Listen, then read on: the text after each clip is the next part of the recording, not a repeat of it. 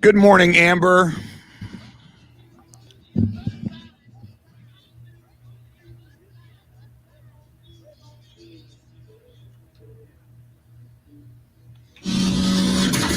Now, Chris Duel. It is a Taco Tuesday. We are coming off a Monday night football game where we got a good look at a couple of NFC rivals that may stand in the way of the Dallas Cowboys advancing in the playoffs. We will get into that. We are giving away Valero Alamo Bowl tickets today. That's pretty cool. Oregon versus Oklahoma. Speaking of which, the president and CEO of the Valero Alamo Bowl, Derrick Fox, will join us just after 8:30. 8 o'clock, just after 8 o'clock, Taylor Estes, the managing editor of Horns 24/7, the latest she knows about Quinn Ewers committing to UT, the quarterback, the coveted quarterback, most recently at Ohio State. It's the Chris Duel Show with Shannon, Salty, Sweeney. Shannon, how are you doing this morning? I'm doing okay, Chris. Went to Duncan, as I do quite often, and I don't know, like, my schedule has changed by a whole 5 minutes thanks to our iHeart Studios relocation in Austin. I'm a little bit closer to home, so I'm not like the first or second car in the Duncan drive-thru every morning. I'm now like the third or fourth car. So it's a big change for everyone involved. And I get on the app this morning and I order my drink, and it's, December, and it's starting to act like it weather-wise. So instead of my normal iced coffee that I get, I was like, you know what? Let me get something warm. Let me get a nice macchiato, a nice warm macchiato. So I go in the app and I select hot drinks and I pick my drink, and then I check out and I drive there and I roll up and I say, hey, I got to order for Shannon on the mobile app. And they're like, we'll see you at the window.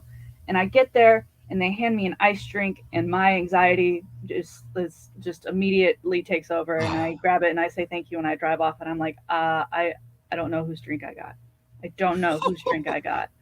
But was it a good drink? I don't even put the straw in it until I get to work. I wait till I get to work. I pull it out. Okay. And it does have my name on it, and it is my order, a small macchiato with caramel. But it is not hot. It is very much ice. Yikes. So they got it half right this morning. Ooh. But that was just, I had a bit of a social anxiety moment on my way. I understand that. Typical when you get up as early as we do, but it tastes fine. Now, I want it to be warm and cozy this morning. In all of my years on this earth, I've never heard of or had a macchiato. I have no idea. No, I have no idea it sounds like a macaque to me. It sounds like an animal that you would see on Nat Geo. What is a macchiato? So it's milk, a lot of milk, and then coffee, and then there's espresso in there, and then I get it flavored with caramel. And usually when you see them, they're layered. So like on the iced versions, the milk is all at the bottom, and typically I don't get the iced version because then you've got to sit here and shake and stir and mix, because I'm like not a milk drinker by itself, so I don't want just a big swig of milk when I go in to sip my drink. I want it mixed up. I want the full flavor experience. Whether or not that's the right way to drink a macchiato, I don't know, but typically when it's hot, it's more mixed, which is where I was going this morning. So I still have my Dunkin', everything's fine. It was just a moment for Miss Salty this morning.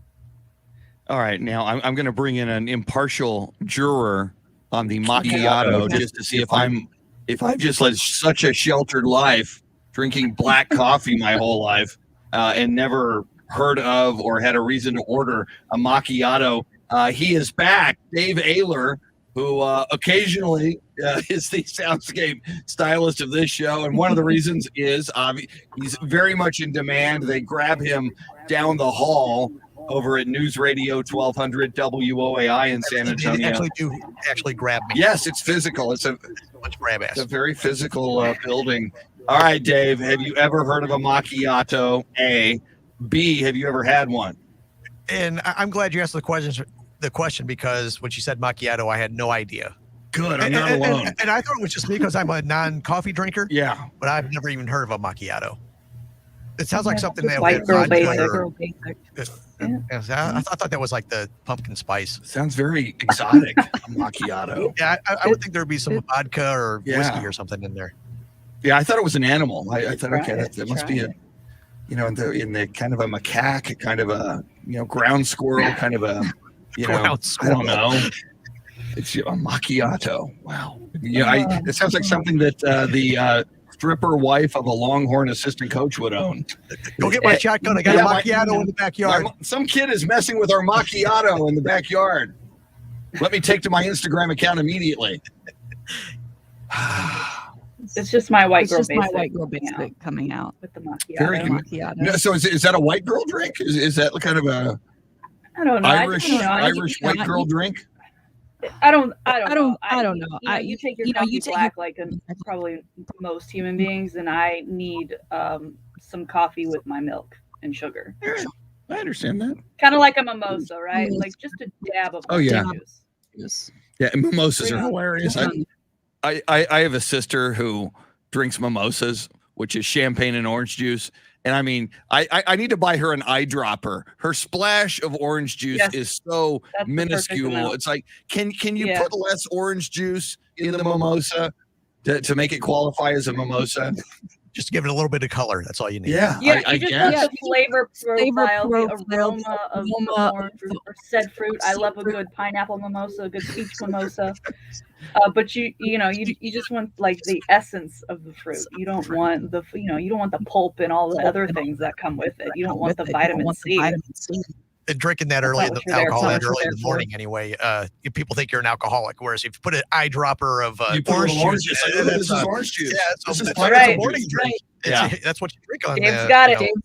Instead of I am guzzling champagne at 6:15 in the morning. There you go. That's the part about football season ending, right? The kegs and eggs thing, it's totally appropriate to start drinking this early because there's a football game on at 11 o'clock. Yes.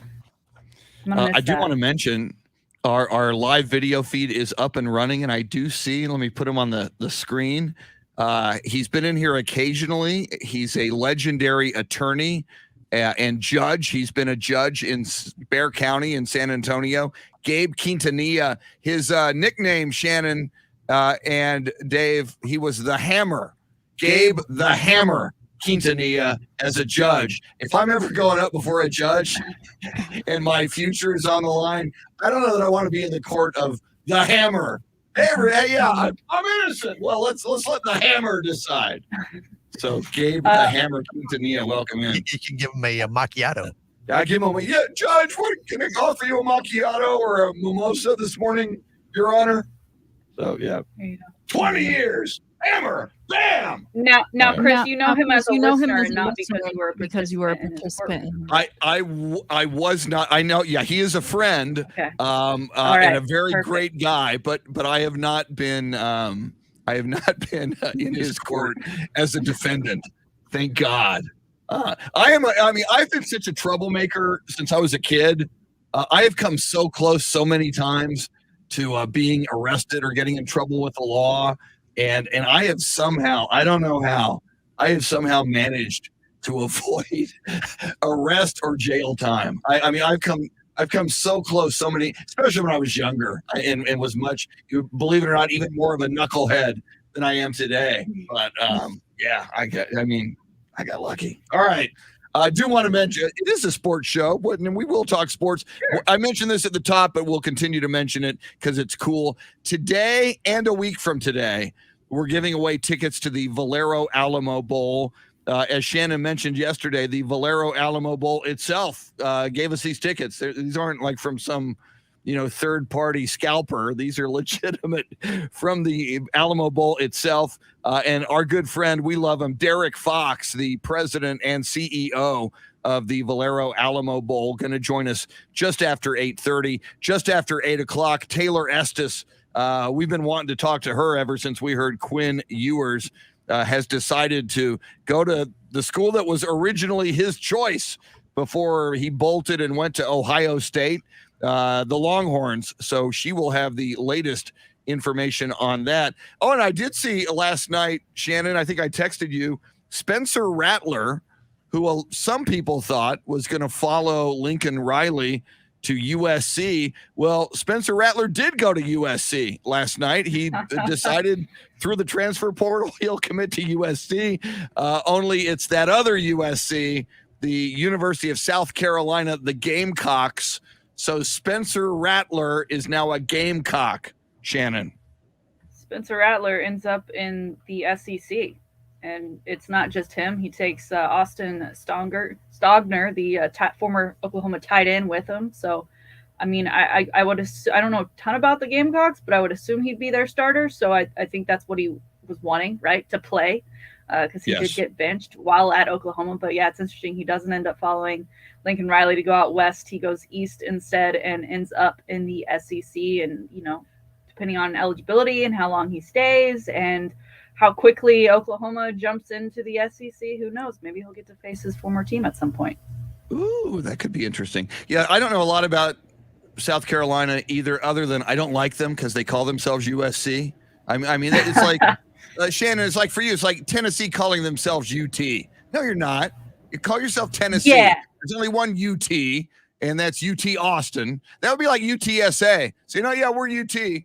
No, you're UTSA. UT is Austin. It's the Longhorns. It's one of the many, terms we have for the University of Texas. And USC is now. That's the argument I've been making, Shannon. Like ever since USC, Southern California has appeared on my radar. And I used to have this argument. There was a meteorologist in San Antonio. I think she works in Denver now. Her name is Jennifer Broom, and she went to South Carolina. And we would always have this argument. It's like, no, we are USC. And she'd say, no, we are. So I would say, no, I'd say, hey, USC's been around since 1880.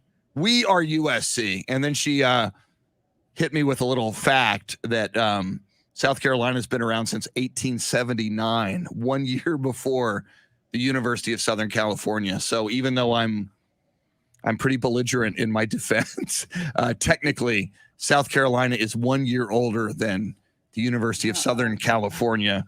So if we went before a judge like Gabe the Hammer Quintanilla, he could theoretically rule that they are USC. And I guess USC is Southern Cal. I don't know. It's all too much for me to handle.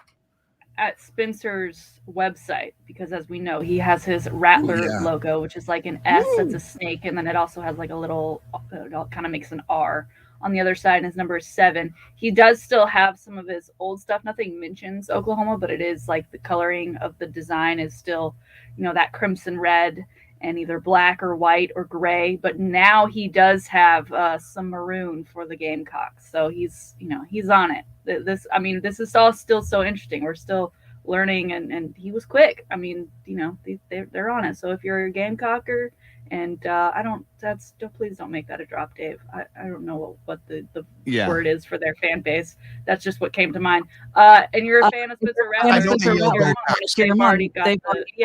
That's their thing. They already have the shirt for you. He's on it. He's on it. And I still can't get used to, here you are saying, I'm going to Spencer Rattler's website and looking at his merch. I mean, it's so weird, the NIL era. I'm still getting, can you imagine a few years ago? Yeah, I'm going to Colt McCoy's website and looking at his merch. And he's still got the logo with the horse that says Colt. It's just so weird, but it's what it is, man. We will talk probably in the next segment, and we've got highlights a little bit later. Last night's Monday Night Football game, Shannon, I watched a good bit of it. First of all, the outcome is what I was hoping for. I wanted the Arizona Cardinals to lose because it benefits the Dallas Cowboys. But a couple of takeaways for me. One, Kyler Murray. My God, he's fast. He's elusive. When the Cowboys play the Cardinals on January 2nd, that's going to be a tough test for the Cowboys defense. Secondly, the Rams look very good. And for the last several weeks, the matchup, and obviously things could change and probably will, but a probable first round matchup for the Cowboys at AT&T Stadium would be the Los Angeles Rams. And on the road last night in Glendale, Arizona, the LA Rams looked pretty darn good. Yeah. It was interesting. The Cardinals 7-0 on the road this season and just 3-3 at home. So if I'm the Cardinals right now and I'm looking at this, you're still number 1 in the NFC. But do you maybe attempt to not go that route, to not get that bye week and have to play on the road, because the odds are not necessarily in your favor in the way that they've been throughout the season. But yes, as a Cowboys fan, I'd definitely love to see them take on, just based on what we've seen throughout the season, the Rams over the Cardinals. But that's certainly a matchup to circle for the Cowboys as the remainder of the season against these Arizona Cardinals, who, I don't know, I heard this morning LeVar Arrington on the show prior to us say, we're figuring out now if they're legit or if they're the Arizona Cardinals, where they just kind of end up crumbling. I don't know that they're there yet. I think they just faced a Rams team that is finally kind of putting itself together after acquiring these new players and kind of being the team that we thought they were at the beginning of the season. But like you, very happy with the ultimate outcome of the Rams win 30-23 last night. Well, and the Rams had a bunch of guys right before kickoff test positive for COVID, including Jalen Ramsey.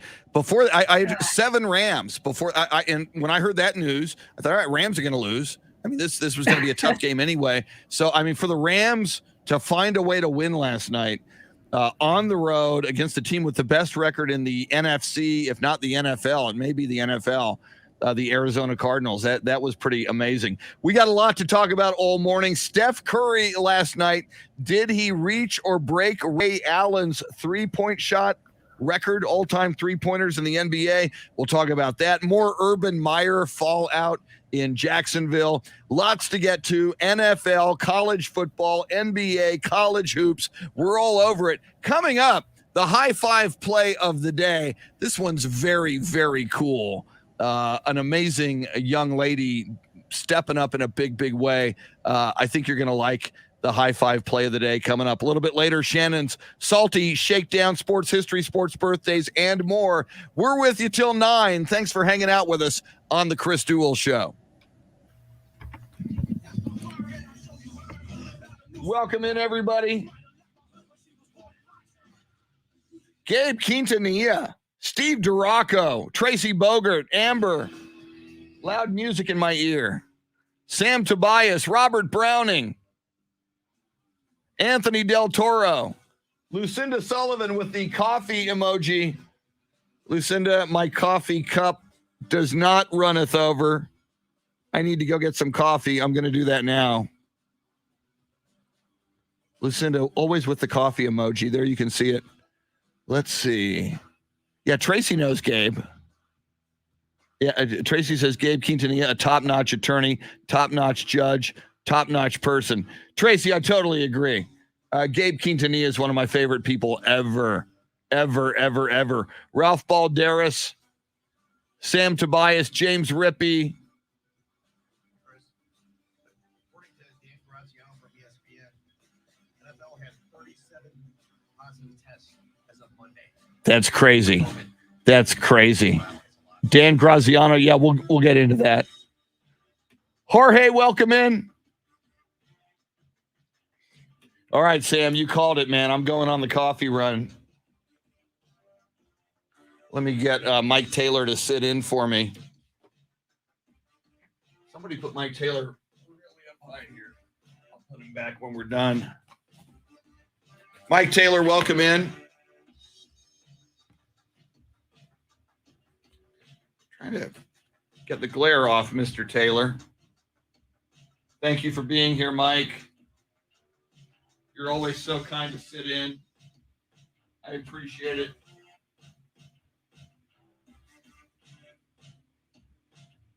I didn't have it yesterday, but I do have my coffee delivery device. Woo!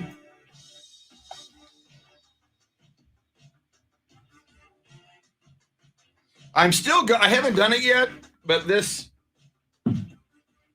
platform, Don Holding, Haas Holding, what is up? This platform allows us to run video during these little coffee breaks soon. I've been meaning to do it for weeks. We're going to add some video at some point. Well, my coffee is still hot, so I don't have to heat it. Thank you, Mike Taylor. And the Mike Taylor dancers.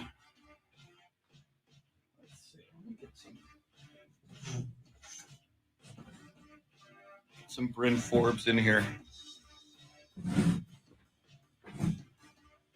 Always hard to see.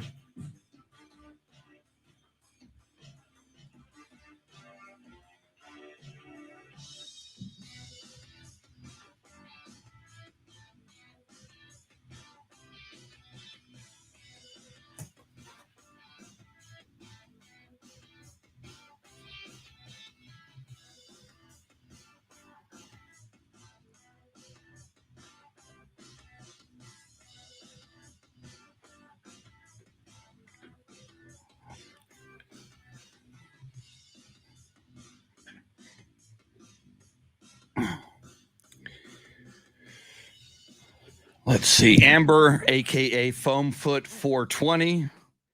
Today is the first time in a while I'm staying home tonight. My God. You're a party animal. You're a party reptile.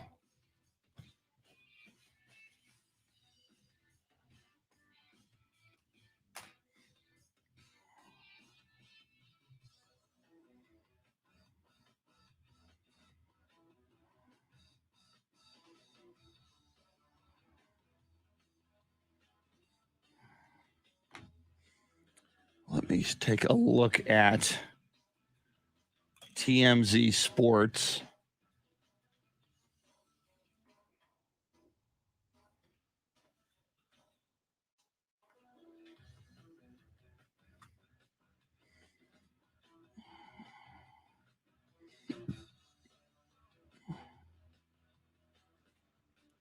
A lot of wrestling and MMA on TMZ Sports, which is fine.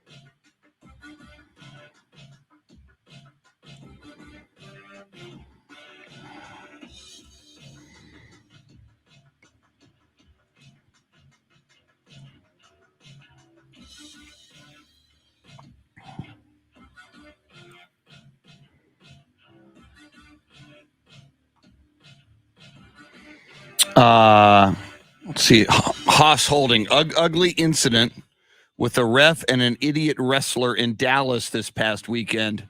TMZ was reporting. Go see if I can find that.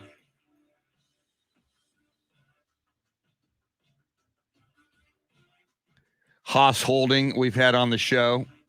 He is a professional wrestler.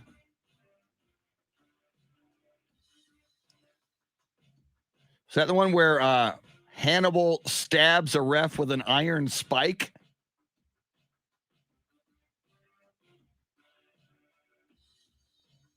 It doesn't say Dallas on that.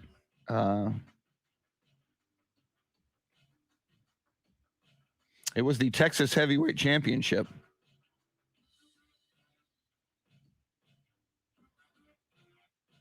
Wow. Yeah, that is amazing.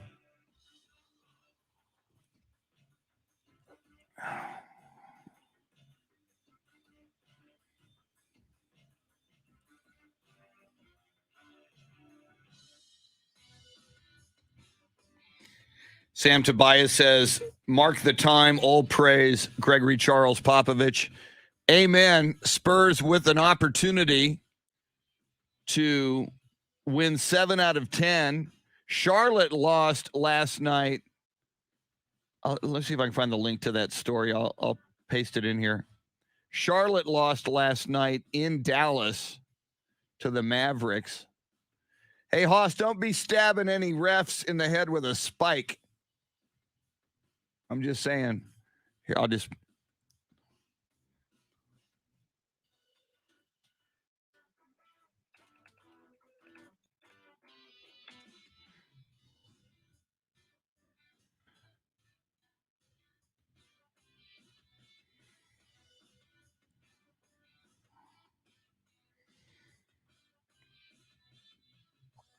That is crazy.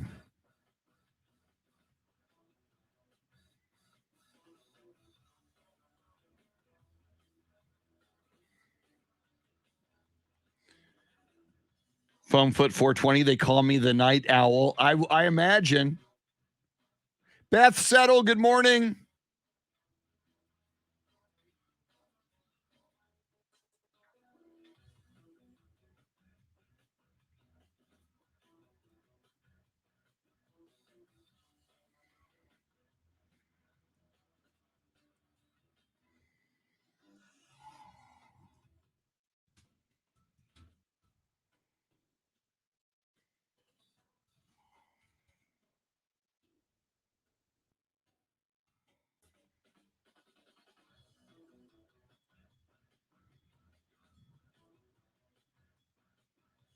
Here we come.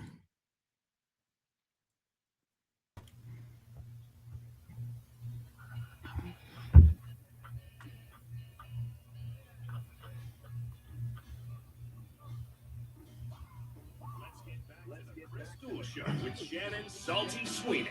Find Chris and Salty on Twitter at Chris Duel and at Shannon B. Sweeney. Little Springsteen for you in the morning. Glory days. Dave Ayler, your soundscape stylist, wearing his Clear Channel hoodie. That goes way back when iHeartMedia was Clear Channel. Yeah, I call this my throwback hoodie. Woo! Nice throwback hoodie. See, I just got like a colorful shirt. Shannon, you've got some kind of a sweat jacket on it. Does it have a logo this morning? This is Mountain Warehouse from London in the United Kingdom. They have real season, and I bought it in the summer, so it was $12. Nice. It's amazing. $12 US dollars. You buy it in London? Incredible. I did, yeah, because we typically end up there in the summer when we've been fortunate enough to go, and I'm team always cold, and even though it's summer over there, to me it still feels very wintry and like 50 degrees. So yeah, they're having their summer sales with all their winter stuff. It's really cheap, and I always tend to get a jacket. Did you get a macchiato when you were in London? Did they have macchiatos in London with your fish and chips? Starbucks there that I frequent when we've been there, that I do hit up for a macchiato. Yeah, absolutely. And hot too, because again, I'm cold. Yes. Now, I'm assuming the answer to this question is yes, but is Starbucks as prevalent in the UK as it is in the States? Is there a Starbucks on every corner? My God. I remember in Dublin specifically, there's one street where there's literally a Starbucks across the street from another Starbucks. Like who did this? That's crazy. Why did we do this? Do they have their macchiatos warm instead of cold? Just like their beer is warm instead of cold? I mean, it is interesting when you get an iced drink over there. There's not a ton of ice, right? It's like a couple of like, this isn't enough. And their idea of a salad, ice cube in there. Their idea of a salad is kind of more like our garnish. My goodness. And again, it's that way in Ireland as well, right? When you go into a pub and you get a pint of Guinness or whatever, I mean, it's not that cold. Is that correct? It's compared to the way we like our beer here in the States. Right. Well, you watch the NFL and there's, the Bud Lights and the Coors Light, and it's like, your beer is cold when your can does this, and our taps are ice cold, and it's all filtered cold, and everything's about how cold your beer makes, even though that's totally up to the person consuming it, right? When you get home with that beer, it's totally up to you if you put it in your fridge and what temperature it's at. But over there, it's more like room temperature cold. My goodness. Like it's been sitting out for a little bit. I need it ice cold. I need beer ice cold. I will never understand that. But I think it goes down more quickly when it's warm. That's true. Go through beer more quickly over there. There is that. All right, we will talk more NFL football, last night's Monday Night Football game and its implications for playoff seeding in the NFC and how that may affect the Dallas Cowboys. We'll dive more into the Urban Meyer situation in Jacksonville. Steph Curry last night trying to tie and then surpass Ray Allen for the most three-point shots all time in the NBA. We'll get into that as well. Taylor Estes, managing editor of Horns 24/7, just after 8 o'clock.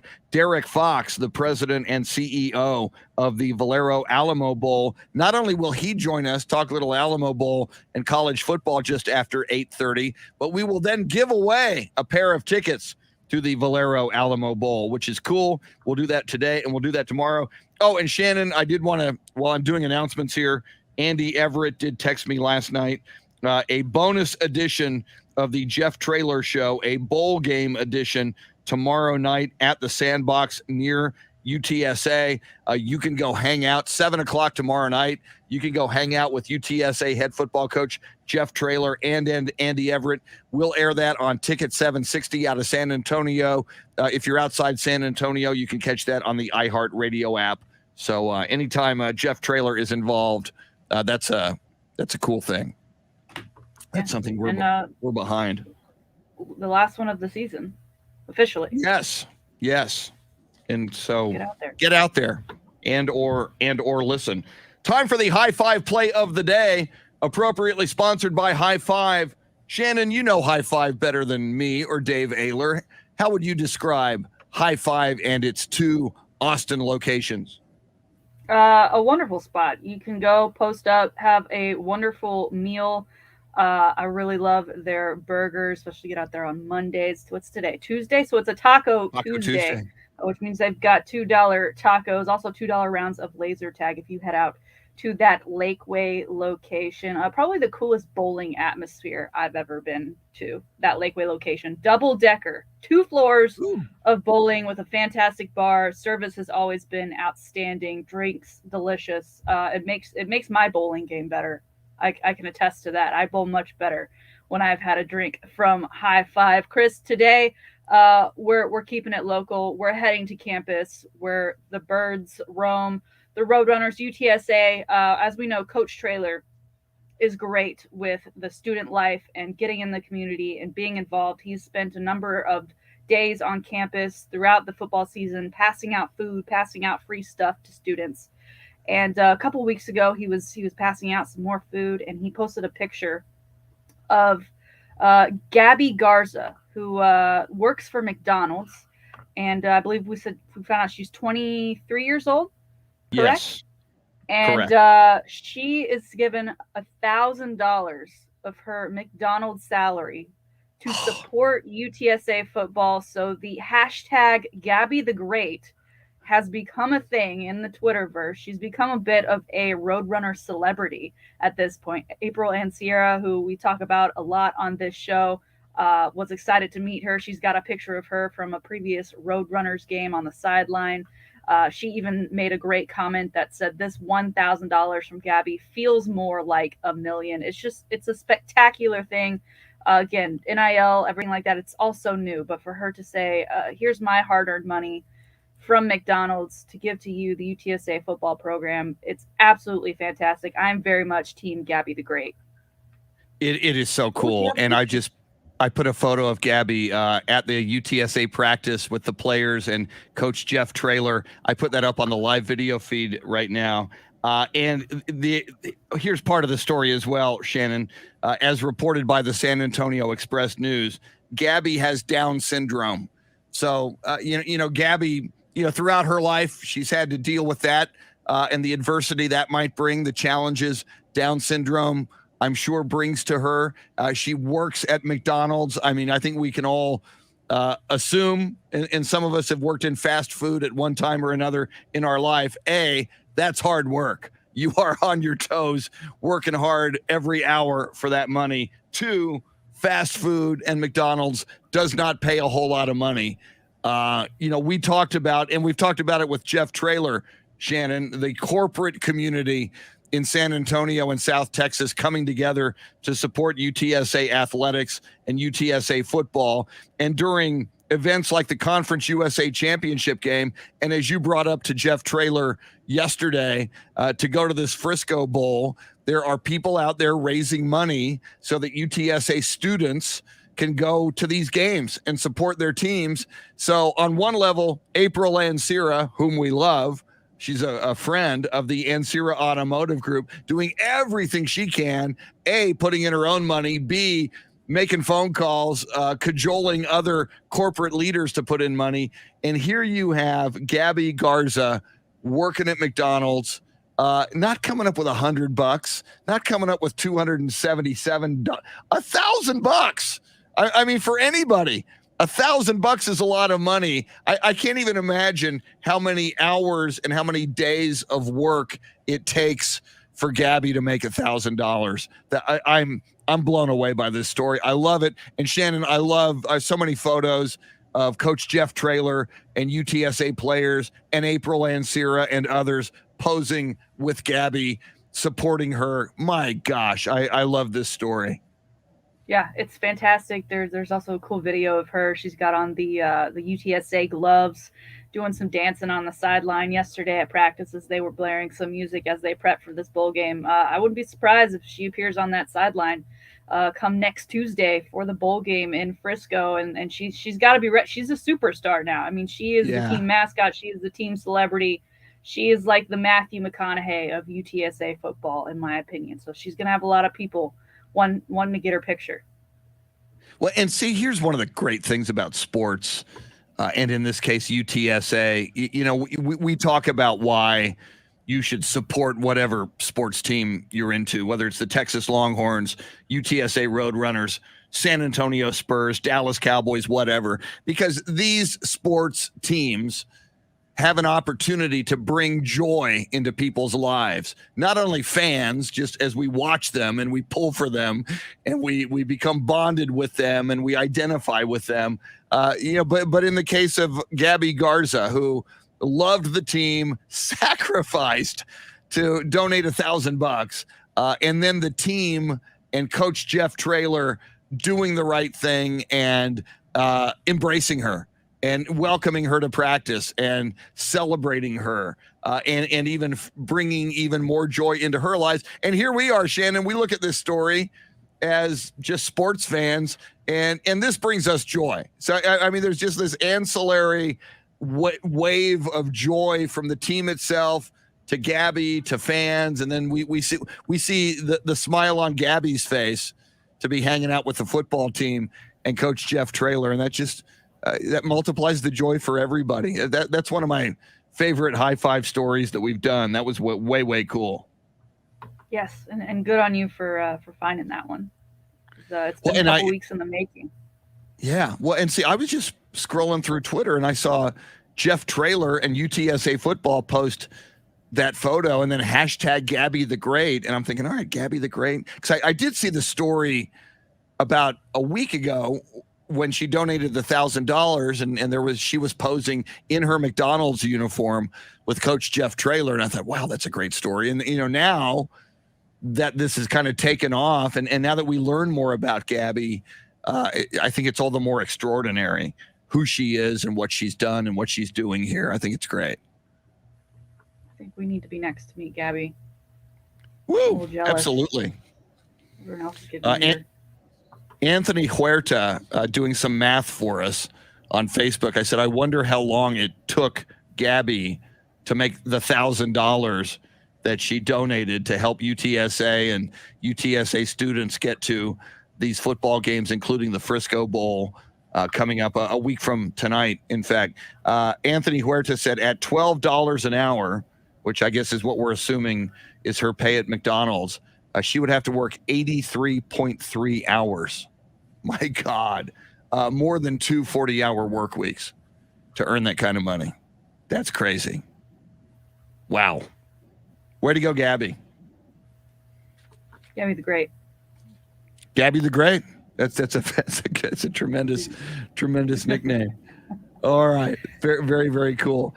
We will get back into it. In fact, coming up in a little bit, we'll play you some highlights from last night's Monday Night Football game. But as we've discussed, the LA Rams, with 7 players, most of them, Sean McVay, the head coach, got the word, just hours before kickoff, that a number of their players, including Jalen Ramsey, their all-pro defensive back, would not be able to go due to COVID protocols. I think that makes the Rams win last night at Arizona, who was 10-2. Arizona came into the game at 10-2 with the best record in football. That makes the Rams' victory last night all the more extraordinary. Rams win last night 30-23. And Shannon, just the implications for the Dallas Cowboys. I still hold out hope. If the Cowboys could run the table, and you said a couple of weeks ago they're going to run the table. If the Cowboys could run the table, win their division games, because all they have left now are division rivals, Giants, Eagles, Washington football team, and then one game on January 2nd against the Arizona Cardinals. So the teams the Cowboys are chasing for the best record in the NFC, and had they not stumbled and lost 3 out of 4 like they did a few weeks ago, this prospect would be a lot easier for the Dallas Cowboys. But currently, the Cowboys have 4 losses. The Cowboys are 9-4. So the teams they are chasing are the Packers, the Tampa Bay Buccaneers, and the Arizona Cardinals, all at 10-3. If they can beat Arizona, that would be a head-to-head win, which would be great for the Cowboys. As we know, Shannon, they lost opening night to the Bucs, so they're going to need the Bucs to lose a game. And the Cowboys, actually, they're going to need the Bucs to lose 2 games. Wow. Because if they lost, the Bucs are 10-3, they lose 1, Cowboys and the Bucs would have 4 losses. So that, and then you got the Packers and Aaron Rodgers, playing lights out even with a toe issue. So it's not going to be easy for the Cowboys, but you know me, I'm delusional. I'm holding out hope. Right. And I mean, for one, the Cowboys, we talked about the Cardinals record. They're 3-3 at home, 7-0 on the road. They're at the Cowboys when they play on January 2nd. So we've got to hope something changes there. And then looking at that Bucs schedule, because as you said, the Cowboys 2 games behind, they have left on their schedule the Saints, the Panthers twice, who currently they can't figure out that quarterback situation. And then, really just a rough one that's going to be probably the most challenging on the schedule, the Jets. At the Jets. So Shannon, all right, I got it. Barring an injury to Tom Brady and like 3 other Bucs aren't going to lose 2 more games. Bucs aren't going to lose any more games, and they're not going to lose 2 more games. So Cowboys, get used to the LA Rams. So I think you're playing them in the first round. All right, we'll talk more Dallas Cowboys and NFL football. We'll get you some highlights from last night's Monday Night Football game. Urban Meyer and the troubles in Jacksonville. Steph Curry and his quest to tie and surpass Ray Allen for the most 3-point shots in NBA history. We'll talk about all of it. Shannon's Salty Shakedown coming up in the 7 o'clock hour. Sports history, sports birthdays, and more. Thanks for hanging out with us on the Chris Duel Show. Frank Sosa, good morning. Thank you, Frank. It's a nice sentiment. Frank Sosa says, love starting the early day with sports talk. So do we, Frank. We're glad you're here. We're glad everybody's here with us on Facebook Live. Don had this wrestling story. Don, there's so many great stories in professional wrestling. that really show the historic beauty of this tremendous business. And unfortunately, crap like this seems to make the mainstream feed. It's less than 1% of the business. Yeah, Don, it's that old adage, man. If it bleeds, it leads, sadly. So, but, and again, Don, like you, man, and I think you were our high five play of the day at one point. You know, you're one of those great stories in wrestling. And for people who don't know, Don's wrestling name is Haas Holding. And we've had Don on the show. And Don was in his late 50s, and he'd always wanted to be a wrestler. He'd been a wrestling promoter. I've been to some of Don's wrestling shows that he has promoted over the years, owned a company that promoted wrestling, and he always wanted to be a professional wrestler. And he woke up one morning and he was several pounds overweight. And he said, you know what, I'm going to do this. And he got a trainer. He started working out. He started dieting. And just a few months ago, in 2021, he made his professional wrestling debut. And part of why I love that story is I think it gives hope to all of us that if you have a dream, do not give up on your dream. And B, you got to take action on your dream. And you should do that right now because the clock is ticking. And so to me, that's what, among other things. And then he wins this incredible tournament recently and wins the belt and the championship that he will now have to defend. Robert Browning from Japan this morning. Good to see you. James Rippey, I did see that gymnastics lawsuit. We'll talk about that. Let me see if my coffee is hot enough or do I need to? I think I'm good for one more segment. I do have to record a spot that I just found out about this morning. Let me see this. Cars and SUVs.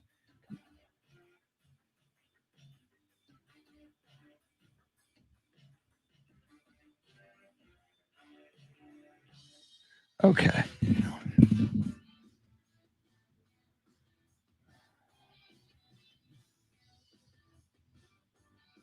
Could have sworn I did that. Let me check that. That looks so familiar.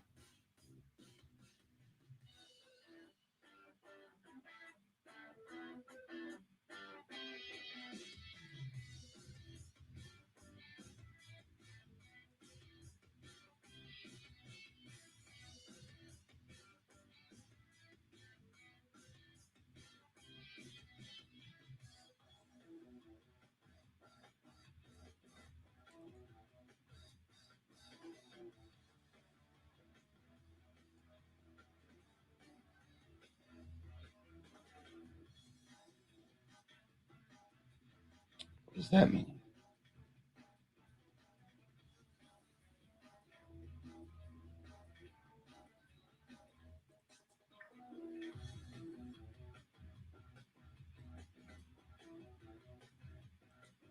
It's time for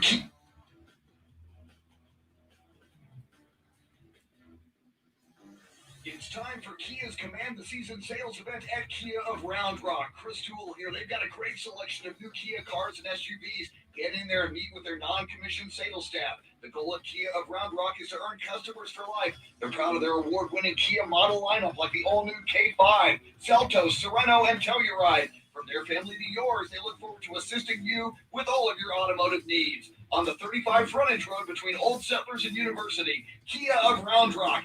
Everything you want in a dealership and nothing you don't. I don't like it. It's time for Kia's Command the Season sales event at Kia of Round Rock. Chris Duel here. They got a great selection of new Kia cars and SUVs. Get in there, meet with their non-commissioned sales staff. The goal at Kia of Round Rock is to earn customers for life. They're proud of their award-winning model lineup like the all-new K5, Seltos, Sorento, and Telluride. From their family to yours, they look forward to assisting you with all of your automotive needs. On the On the 35 frontage road between Old Settlers and University. Kia of Round Rock. Everything you want in a dealership and nothing you don't. Okay. Except for the screw up.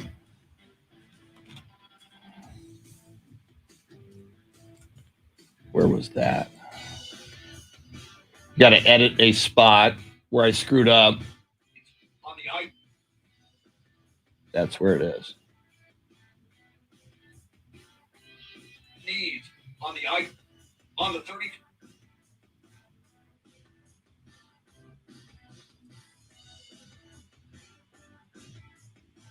Needs on the 35 frontage road. Dave will probably run that highlight here.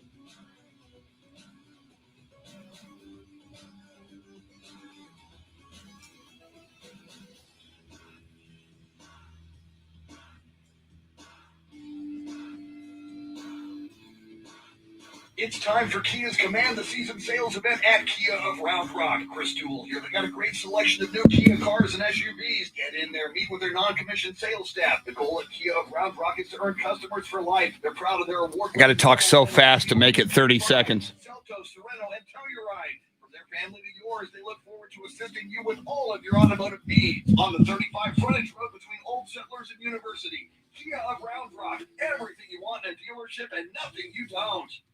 All right.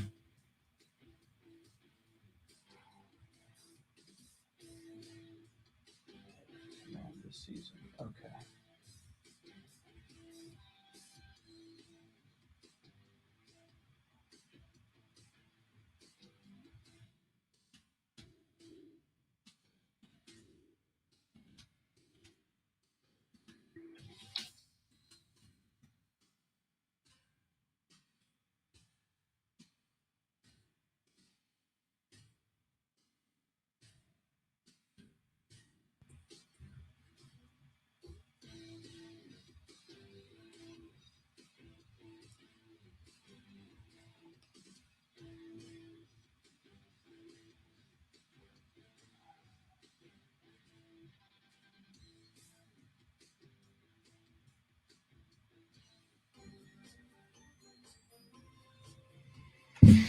Yeah, it's a lot easier, John, when it's digital.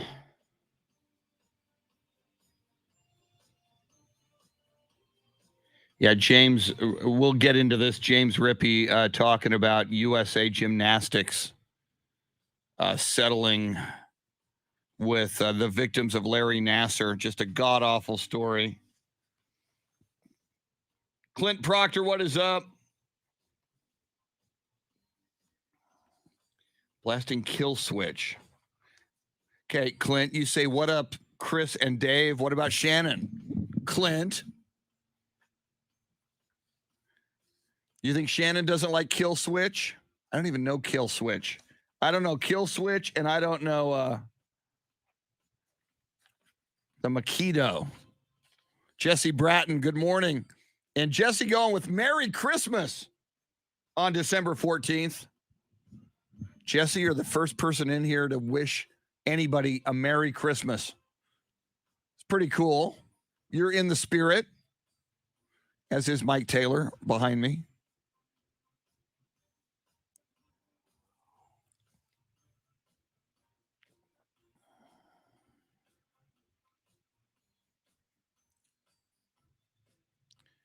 All right, looks like I'm going to have to edit that thing one more time. Is that right?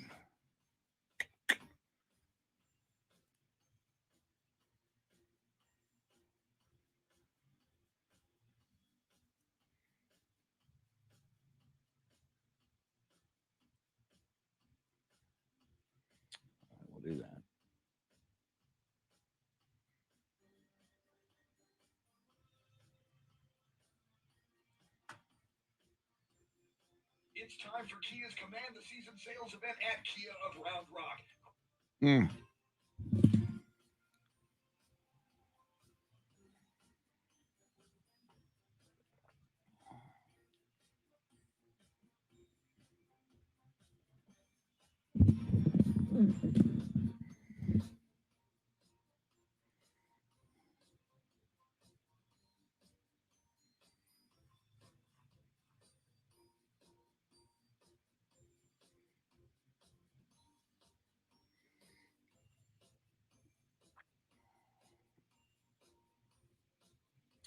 John, you sent me a picture of the Frisco Bowl. It's a nice looking stadium. Small. I just hope UTSA people pack it.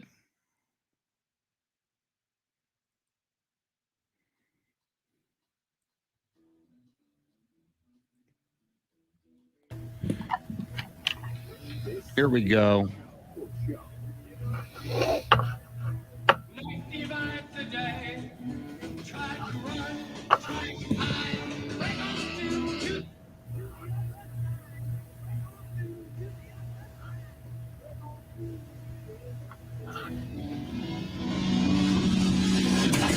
Now, Chris Duel.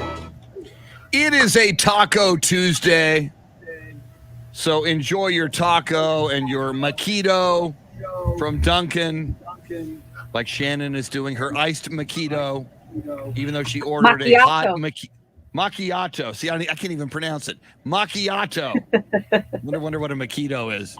Wonder if I ordered a mojito, what I'd get. Now, by the way, Chris Duel Show with Shannon, Salty, Sweeney, Dave Ayler, your soundscape stylist this morning.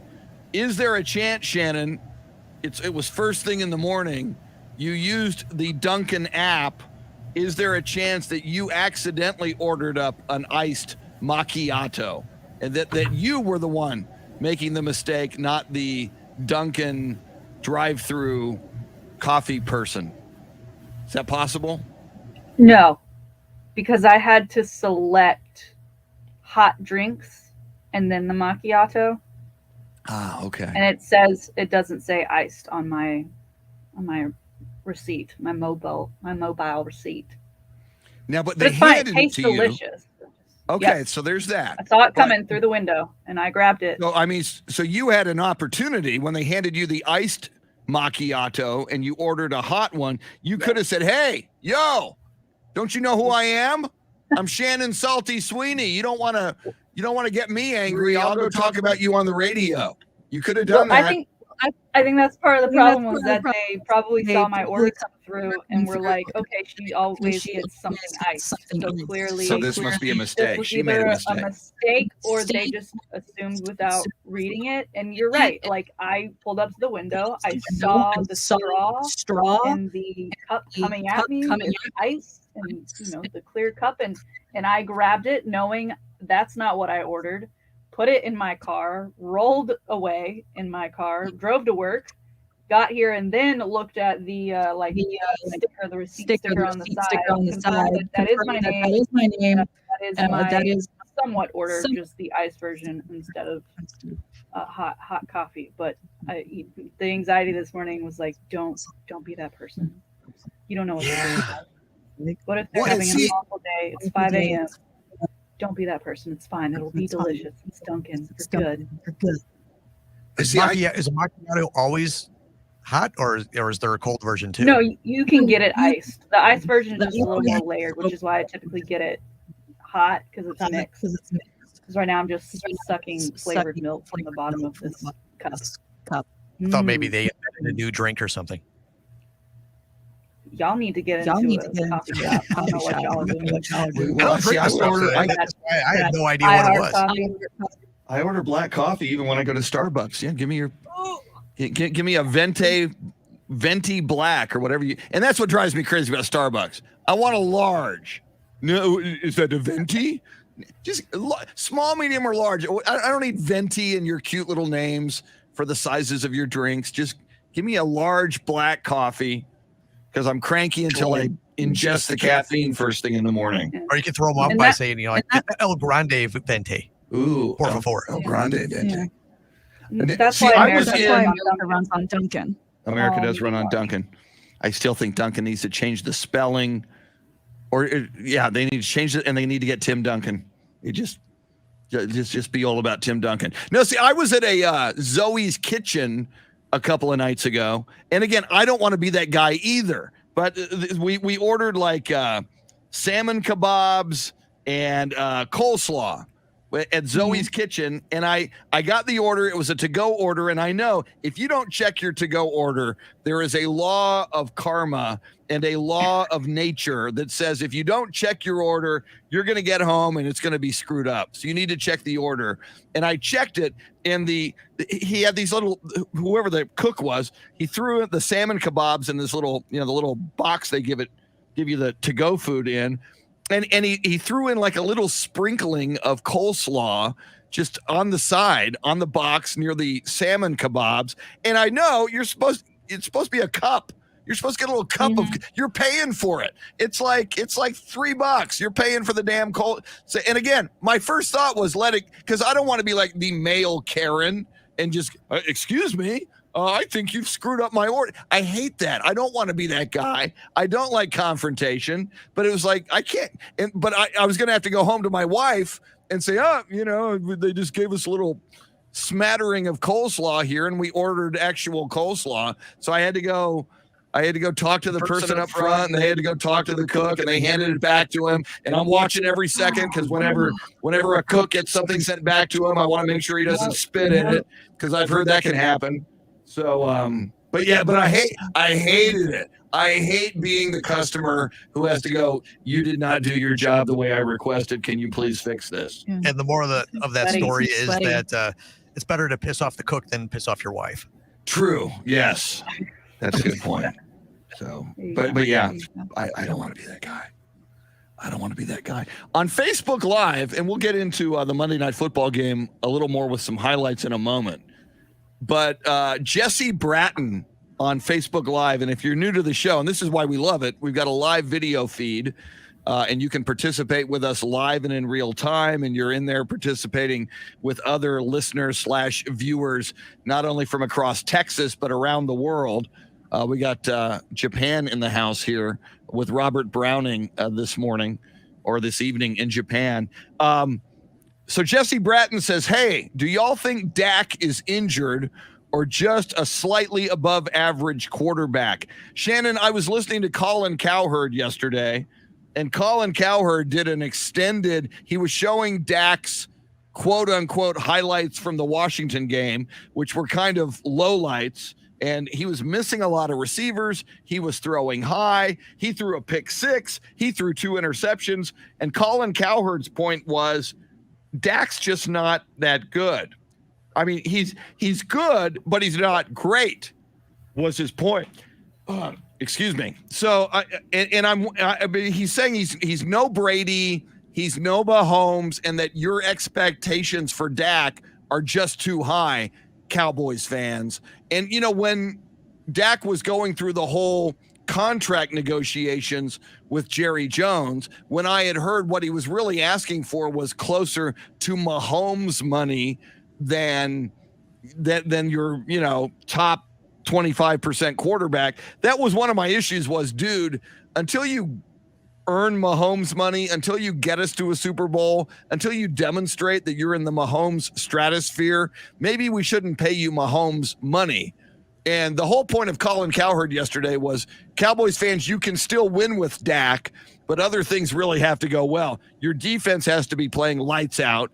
You can have no injuries on the offensive line like Tyron Smith. And, oh, by the way, Tyron will be out for the Giants game this coming weekend. That's never a good sign. Dak's record when Tyron Smith is out of the lineup is not good.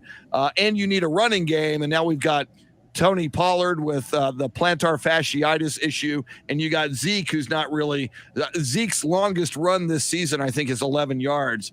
I'm kind of agreeing, and the evidence seems to suggest Colin Cowherd may be right about this. Dak is a good quarterback. He is not a great quarterback. Your thoughts?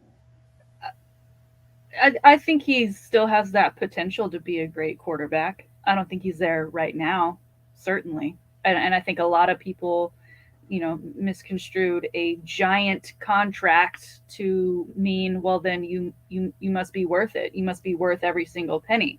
But we've seen plenty of guys, Brock Osweiler, get paid. Sanchez, get paid. Guys that ultimately. And what did those guys go on to do? But none of them went on. They were, yeah. So exactly.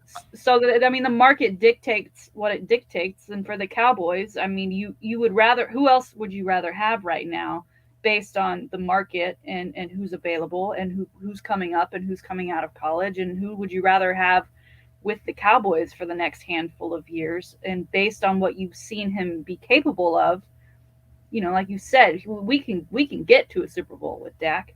It may not be because of Dak, but he could get you there. He could be a part of it, no problem. And I think the question on our live feed was, do we think he's injured? I don't know. I don't want to start bringing up the ankle, because we've had a pretty decent season without having to bring that up, which would be an easy scapegoat to lean on earlier in the year. But yeah, I wouldn't consider him, particularly in this moment, super elite in comparison to the Mahomes and the Bradys and the Rodgers. Well, and here's what's crazy at this point in the season. Going into this season, you and I, Shannon, talked about how powerful that Cowboys offense is. And we had the expectation that Cowboys offense is going to score 30-plus points per game. Right. And if that god-awful Cowboys defense that was historically bad a year ago, if they can just rise to mediocre and hold a team around 25, that the Cowboys are going to win most games. After this Washington game now, where the defense was dominant, the defense scored, the defense kind of became your offense. We're at this moment in the season where the liability looks like the offense. It's like our defense is lights out. We've got maybe the defensive player of the year in Micah Parsons, rookie defensive player of the year plus defensive player of the year. Only Lawrence Taylor has ever done that in NFL history. Trayvon Diggs, of course, is lights out in the secondary, not to mention all the healthy guys the Cowboys are getting back now. Suddenly that defense looks, maybe if they're fully healthy, could be the best defense in the league. Tom Landry said, and I still subscribe by, defense wins championships, but it's a total flip on what we believed.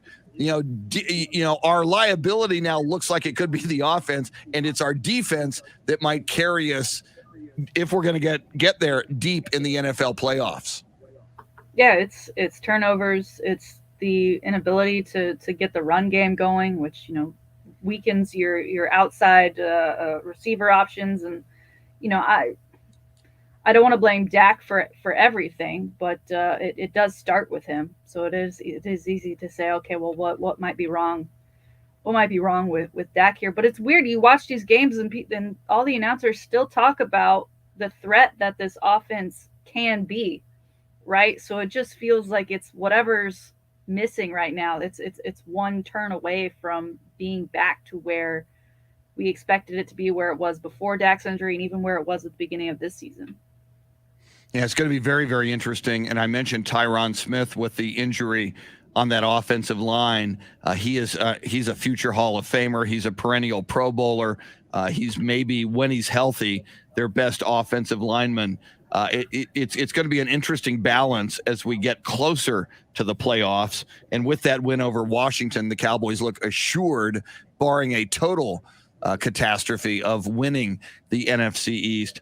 You got to get everybody healthy, and you've got, when Zeke was not running the ball and hasn't the way we had hoped this season, you had Tony Pollard running like a maniac, and Tony Pollard through most of this season looked like the much better running back than Ezekiel Elliott. Now he's got the plantar fasciitis issue. I think I did hear yesterday he still will play this coming weekend, but it's like, do you want to keep running Tony Pollard? Do you want to rush Tyron Smith back, or do you want to rest these guys, get them ready for the playoffs, and still try to find a way to beat teams you should beat, especially the New York Giants. As I look at the NFC East, Shannon, of those three teams, Washington had won 4 in a row.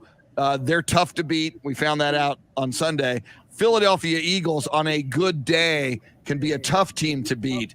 But I have no fear of the New York Giants. If there was a game that I think you could rest some key players and still get the win, I think it would be this weekend against the New York Giants. It's going to be interesting to see how the genius Mike McCarthy might balance that going into that game. Yeah, I'd agree. And I'd almost be okay this week if Mike McCarthy said, I guarantee this win coming this weekend. Because I think it's a game where maybe you do take it easy on some of those key players, but at the same time, work on the things that need to be fixed. As you need to hit that stride and get to peak form going into the playoffs. I mean, it's Eagles, Washington, they should be wins, but they should also be convincing wins in some form and fashion. So let's come on, Cowboys. Do it for me. Yeah. If anybody, just do it for me. Your girl's salty. What? And you talk about being ready for the playoffs. Again, my biggest takeaway from last night's Monday Night Football game was both of those teams looked very, very good and very, very formidable if the Cowboys should face either of them in the playoffs. As we mentioned, the Cowboys will play Arizona near the end of the regular season on January 2nd. And for the last few weeks, the matchup, if the season ended with this formation of teams in the NFC, the likely first-round opponent for the Cowboys at AT&T Stadium would be the Los Angeles Rams. And speaking of that game last night, Dave, we've got some highlights of the Rams' 30-23 win last night over the Arizona Cardinals. Obviously, most of these highlights are Rams highlights. They built a big lead. Cardinals tried to come back. Cardinals actually made it interesting, scored late, kicked an onside kick, actually got the onside kick, and had a shot near the end to tie this game, but it did not go their way. Here's highlights of last night's Monday Night Football game. Third and goal from the 2. Stafford wants to throw for it, and it is caught. Touchdown, Odell Beckham Jr. On first down and 10, Stafford loads up for the deep shot. Running ahead of everyone is Van Jefferson. Touchdown, 52 yards for the score. Stafford rolling to his right and throwing that way and snuck it in for Cooper Kupp. Touchdown for the Rams. He mentions Cooper Kupp there. And by the way, Rams beat the Cardinals last night, 30-23. And Shannon, Matthew Stafford, who throughout much of this season has not yet lived up to expectations when they brought him in from Detroit and sent Jared Goff packing to Detroit.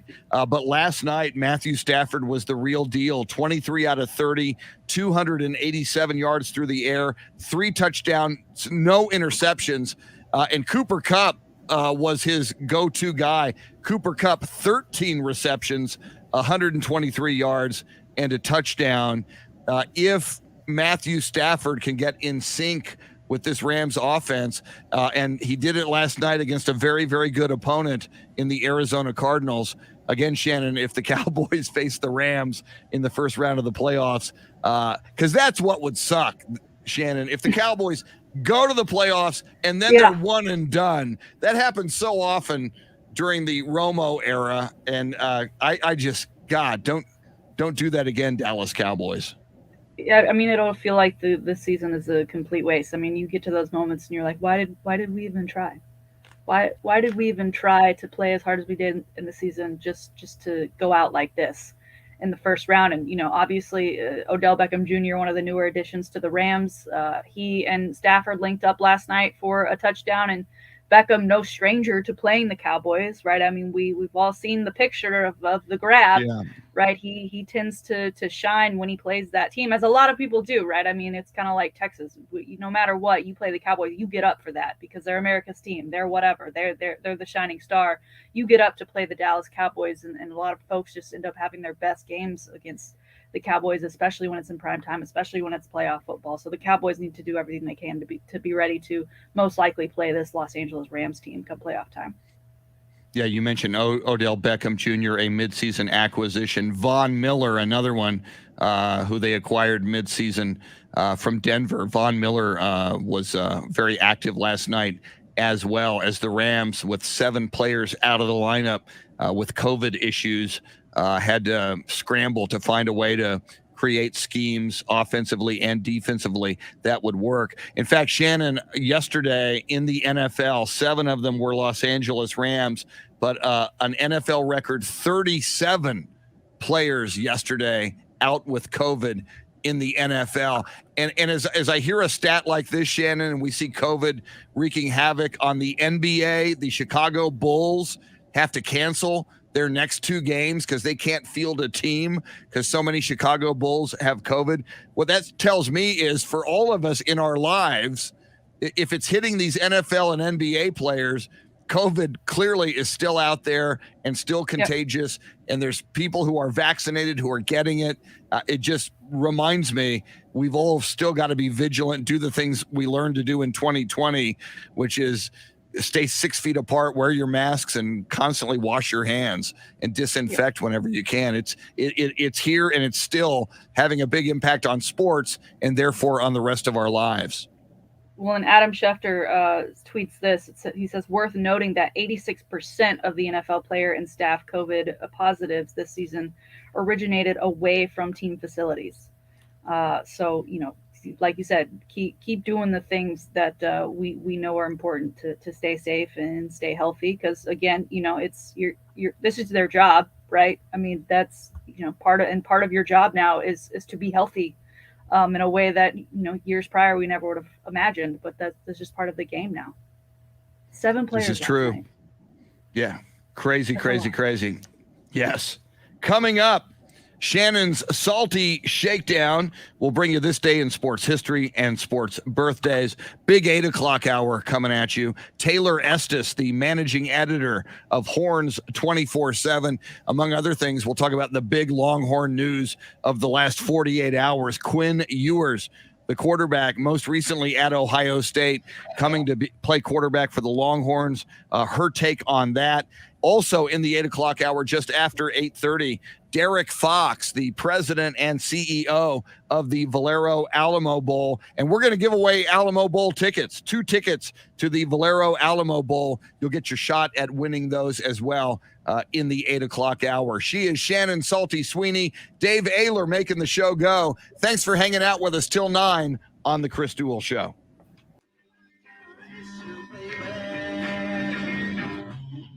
Yeah, Jacob, I meant to say Zeke's longest run in the last 3 games is 11 yards. So he did have a 47-yarder earlier, but apparently his longest in the last 3 games is 11 yards.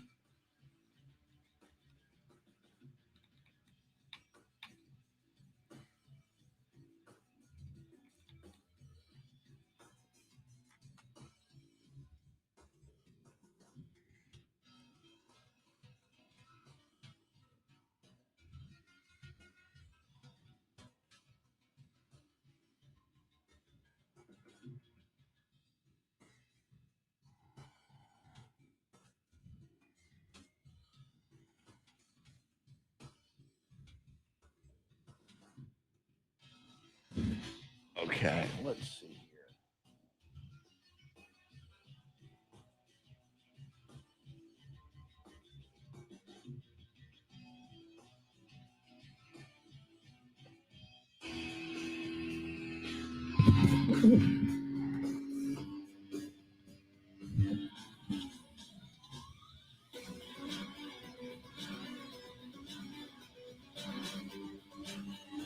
There you go, Wes. I'm going to go mute for a second. I've got to record something here that I don't want to put you through.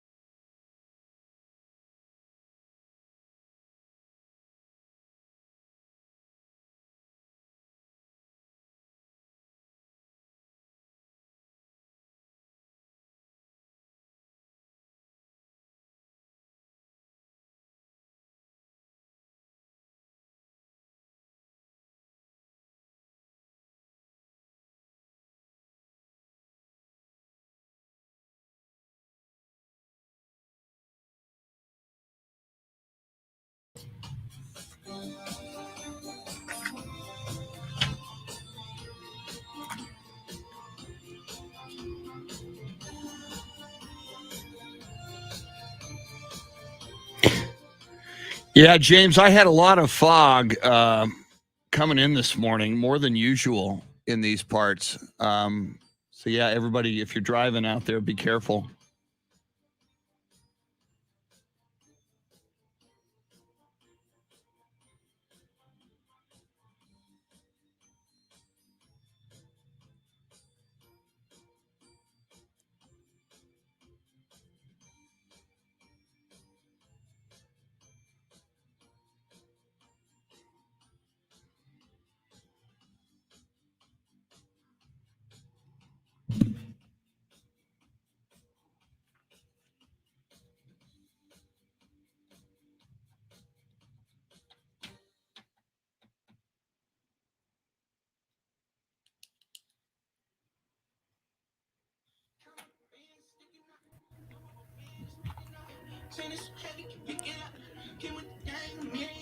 Back to the Chris Duel Show with Shannon Salty Sweeney.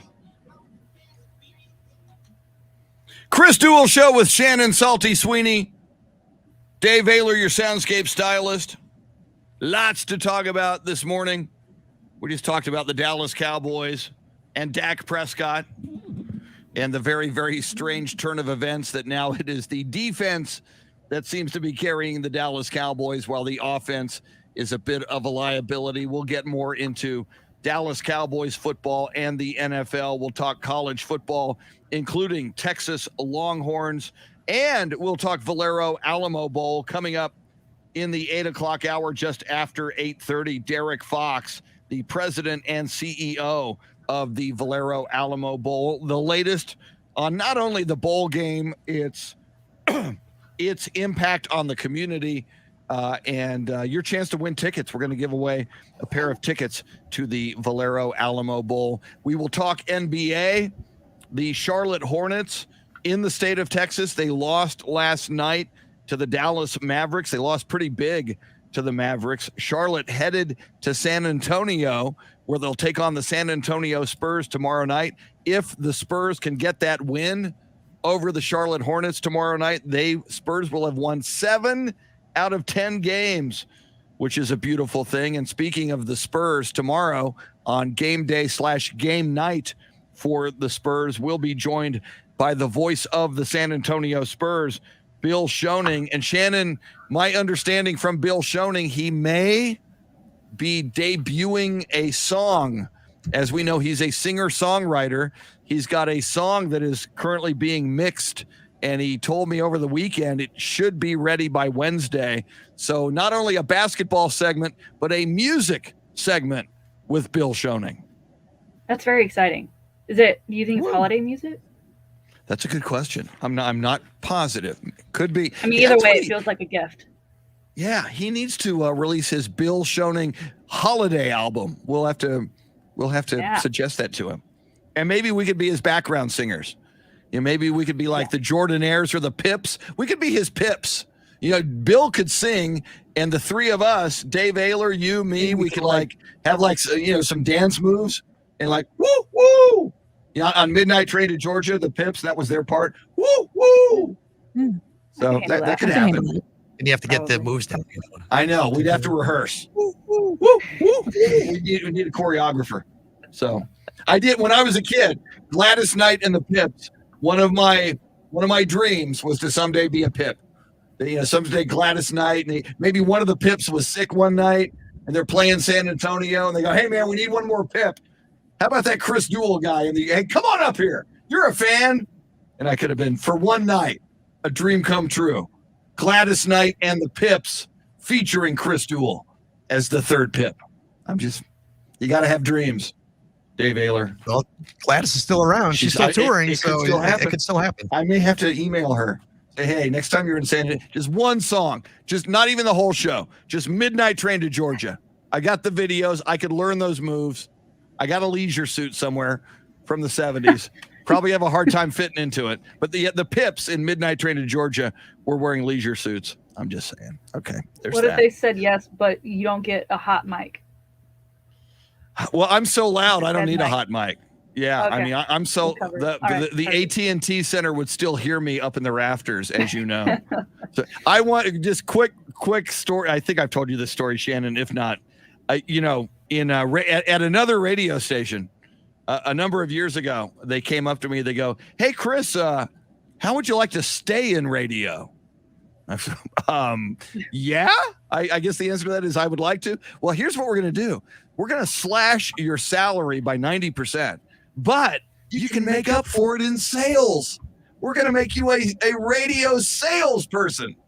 How about that, Chris? And I'm like, thank you. So anyway, I had to cold call people. I had to call people and try to sell radio time. So I called this lady once at a company, and at the very beginning, she picks up the phone. I go, "Hi, ma'am. My name is Chris Duel," and she goes, "Stop." And I'm like, "Excuse me?"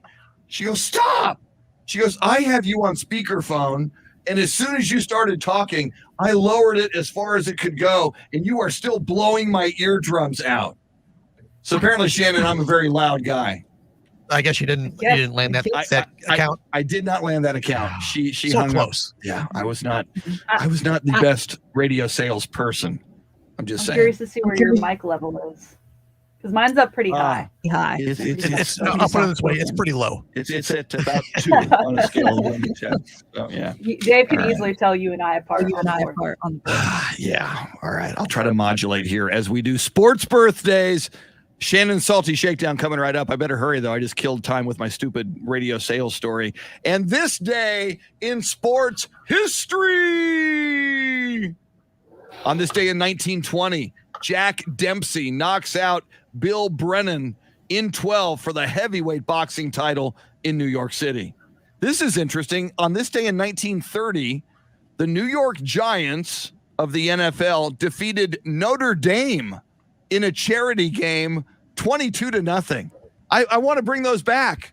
NFL teams playing college footballs, teams for charity. How about Cowboys Longhorns? How about Cowboys UTSA Roadrunners? How about Jacksonville Jaguars versus the Roadrunners? Urban Meyer could totally freak out. On this day in 1998, Shannon, you'll be pleased. The 64th Heisman Trophy Award went to Texas running back Ricky Williams. I wonder if he smoked a celebratory doobie on that night after the ceremony. I'd say chances are high. Just a guess. And speaking of Heisman Trophy, on this day in 2019, the 85th Heisman Trophy went to LSU quarterback Joe Burrow, who won the highest percentage of first place votes ever. He got 90.7% of first place votes. So most voters were old Joe Burrow that year. That's sports history. How about some sports birthdays? Born on this day in 1939, Heisman Trophy winner in 1961, Ernie Davis. Born in New Salem, Pennsylvania. Ernie Davis, sadly, 2 years after winning the Heisman Trophy, passed away at a very young age in 1963. Born on this day in 1949, Bill Buckner, Major League Baseball first baseman, the infamous fielding error in the 1986 World Series. Boston Red Sox fans brutalized him most of the rest of his life. He was born in Vallejo, California. Bill Buckner passed away in 2019. Born on this day in 1965, Astros infielder Craig Biggio was born in Smithtown, New York. And finally, born on this day in Minneapolis, Minnesota, Kyle Shanahan, the current head coach of the San Francisco 49ers. I can only assume his dad, Mike Shanahan, must have had a gig with the Minnesota Vikings in 1979 for Kyle to have been born in Minneapolis. Those are your sports birthdays and your sports history. And now, ladies and gentlemen, boys and girls, friends, Romans, countrymen, pole assassins, and monkeys, here it is. Your Taco Tuesday Salty Shakedown. All right, Chris. In the spirit of the holidays and in the spirit of my email being flooded by the University of Texas Athletics, we're going to start with some hook'em hoops because, sir, basketball, it's a weird time of the year because obviously we love basketball season. Things really get heated up when we come back from the break. In the new year when division play starts. But right now there have been some spectacular games for both Texas men and women. But as the holidays arise, kids go home.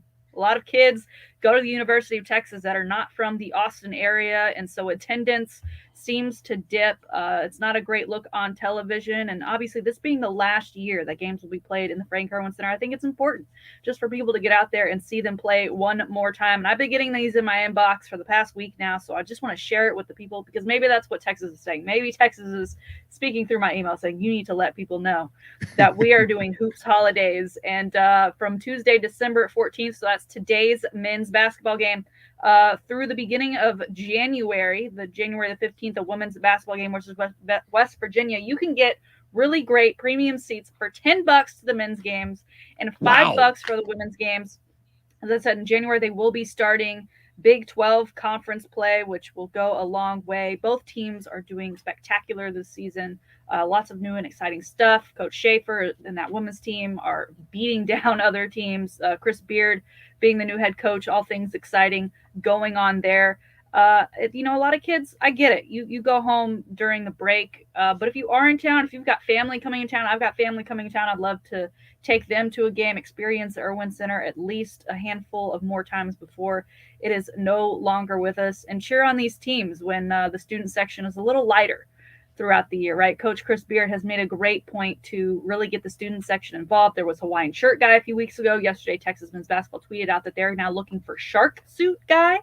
Not to be confused with Left Shark from Katy Perry's Super Bowl performance, but Shark Suit Guy is currently who they're looking for. So if you happen to know him, hit up Texas men's basketball, because they're looking for him to get their team hyped. But Chris, I looked at the UTSA basketball schedule.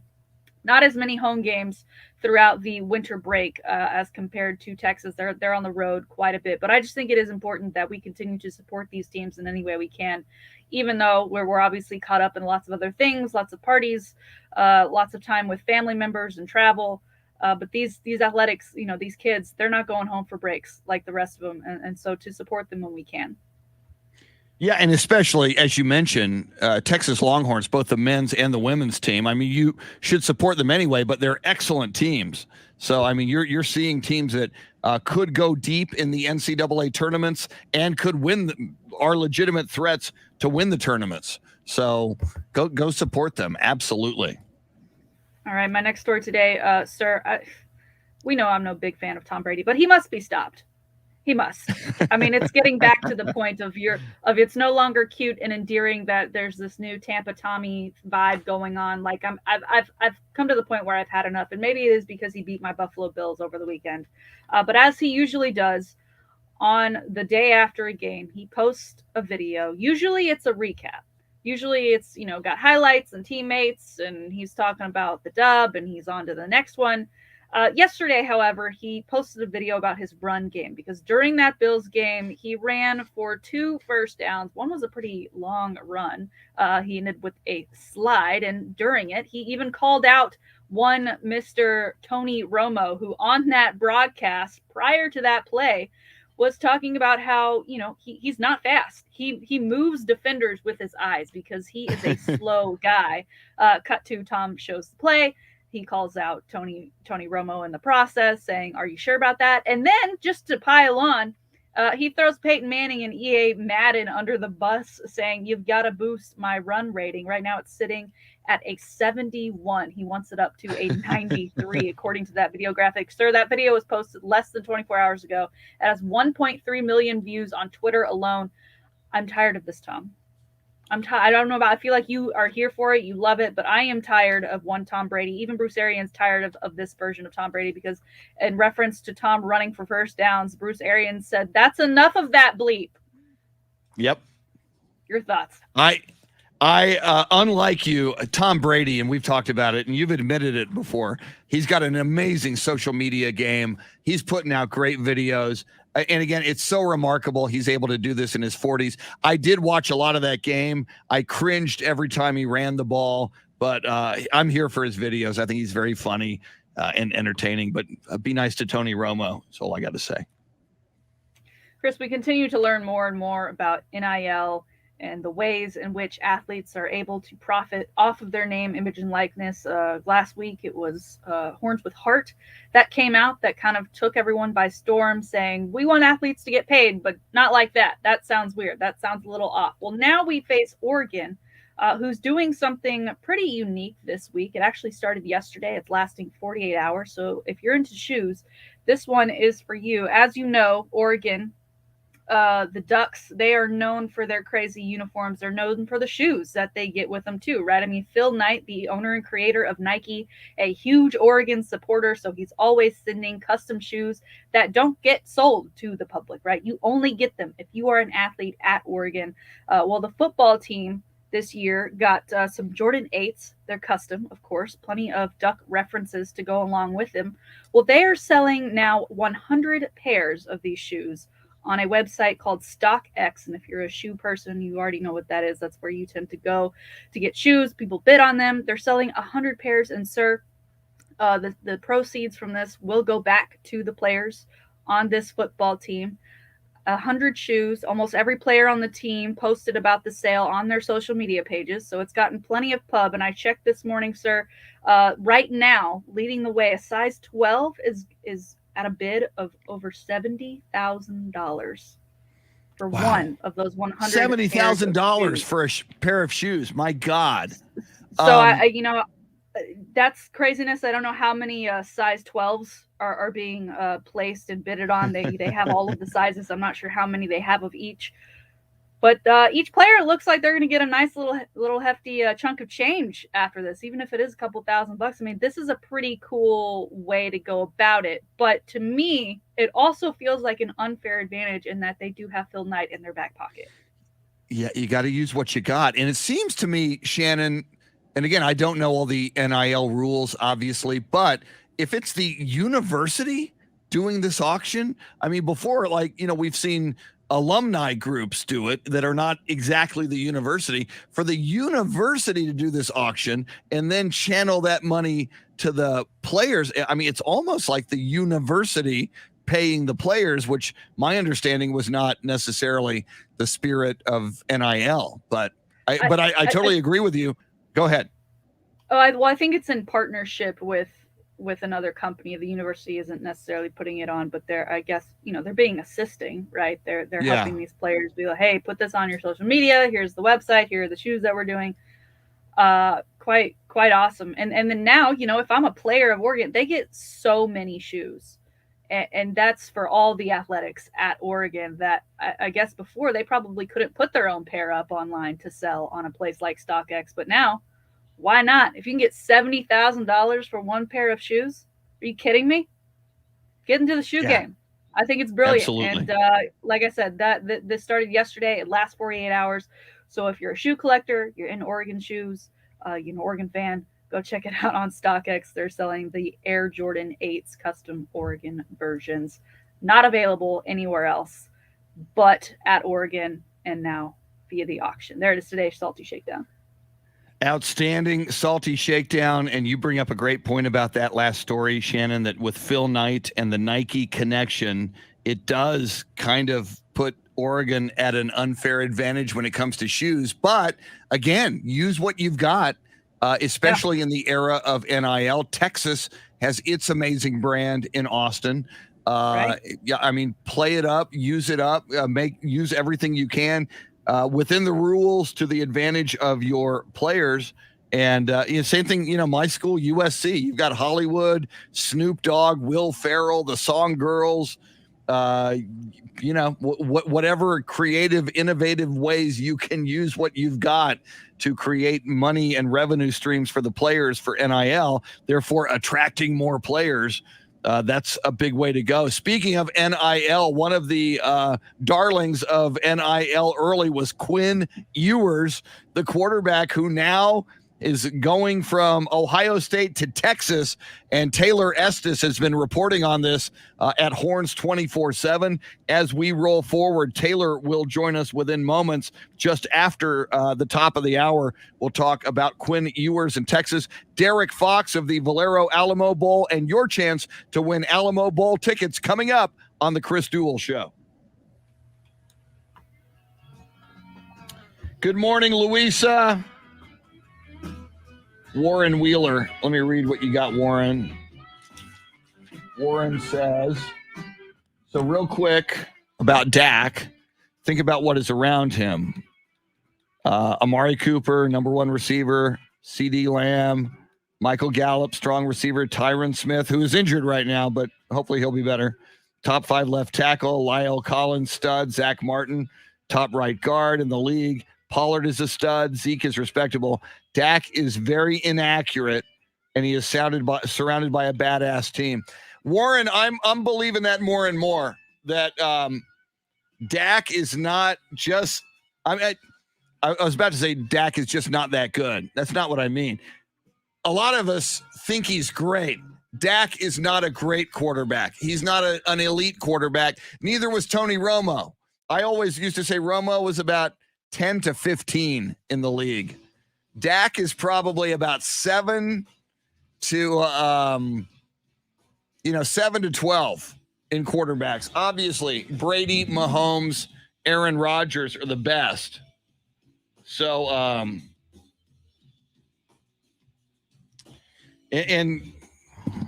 don't know what you do about that, other than, offensively, you've got to put him and that offense in positions to succeed.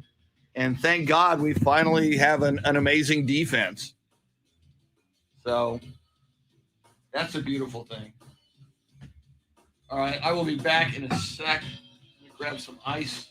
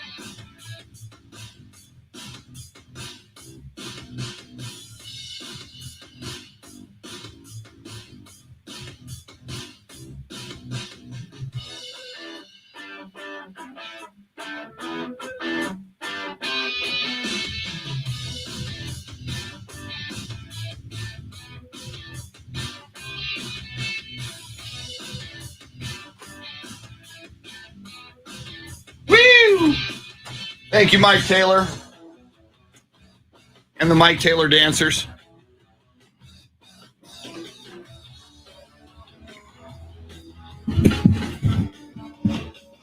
See, Warren saying Dak's teams have been light years ahead of Romo's teams. I would agree with that.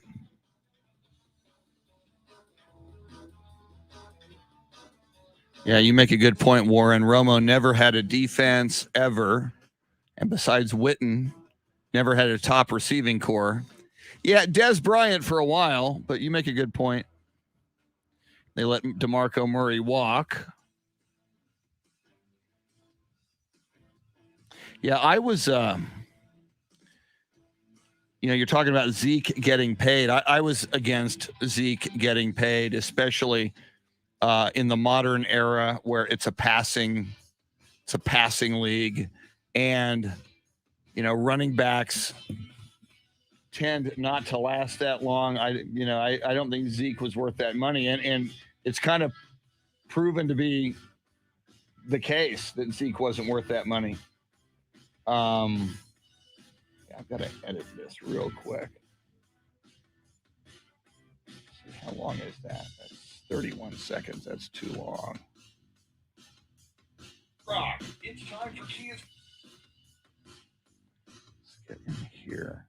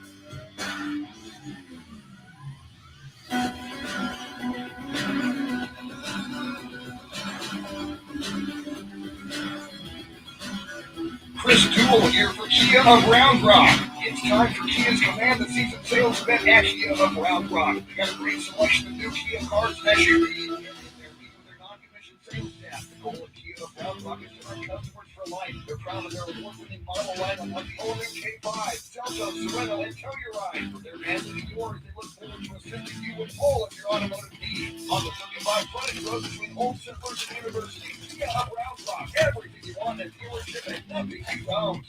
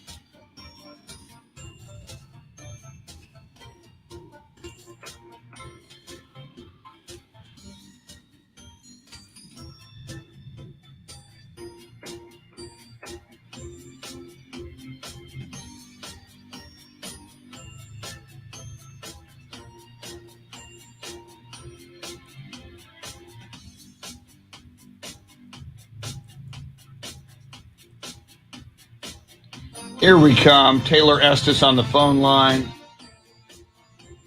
That's it, right? That is it. Okay. Taylor's ready. Thank you, sir.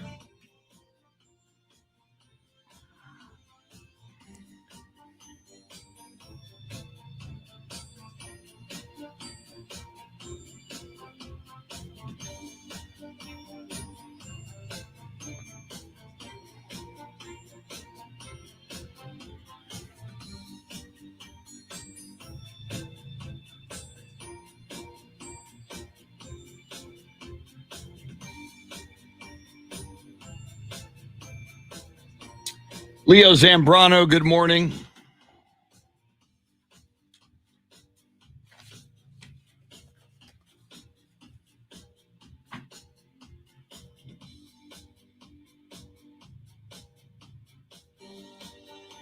Christopher Smith says players need to be paid for what they do.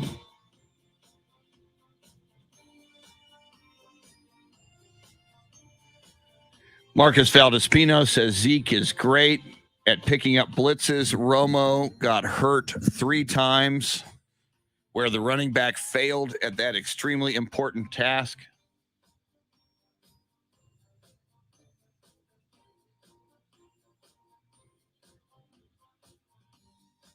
Oh, look at you, Leo. Taylor Estes doing a bowl review of the Longhorns' upcoming game. Oh, wait. Come on, Leo. Don't you take shots at the Longhorns. With Sam Ellinger's likeness behind me, along with Mike Taylor. How dare you, sir? See, Leo, I'm off to Las Vegas next week. I'm playing at the Bally's. Oh, I'm playing a parlay at Bally's. Okay. Oh, championships. Bucks, Suns, and Dodgers. Wow. Possible. You could win that. How much money could you win for that, Leo?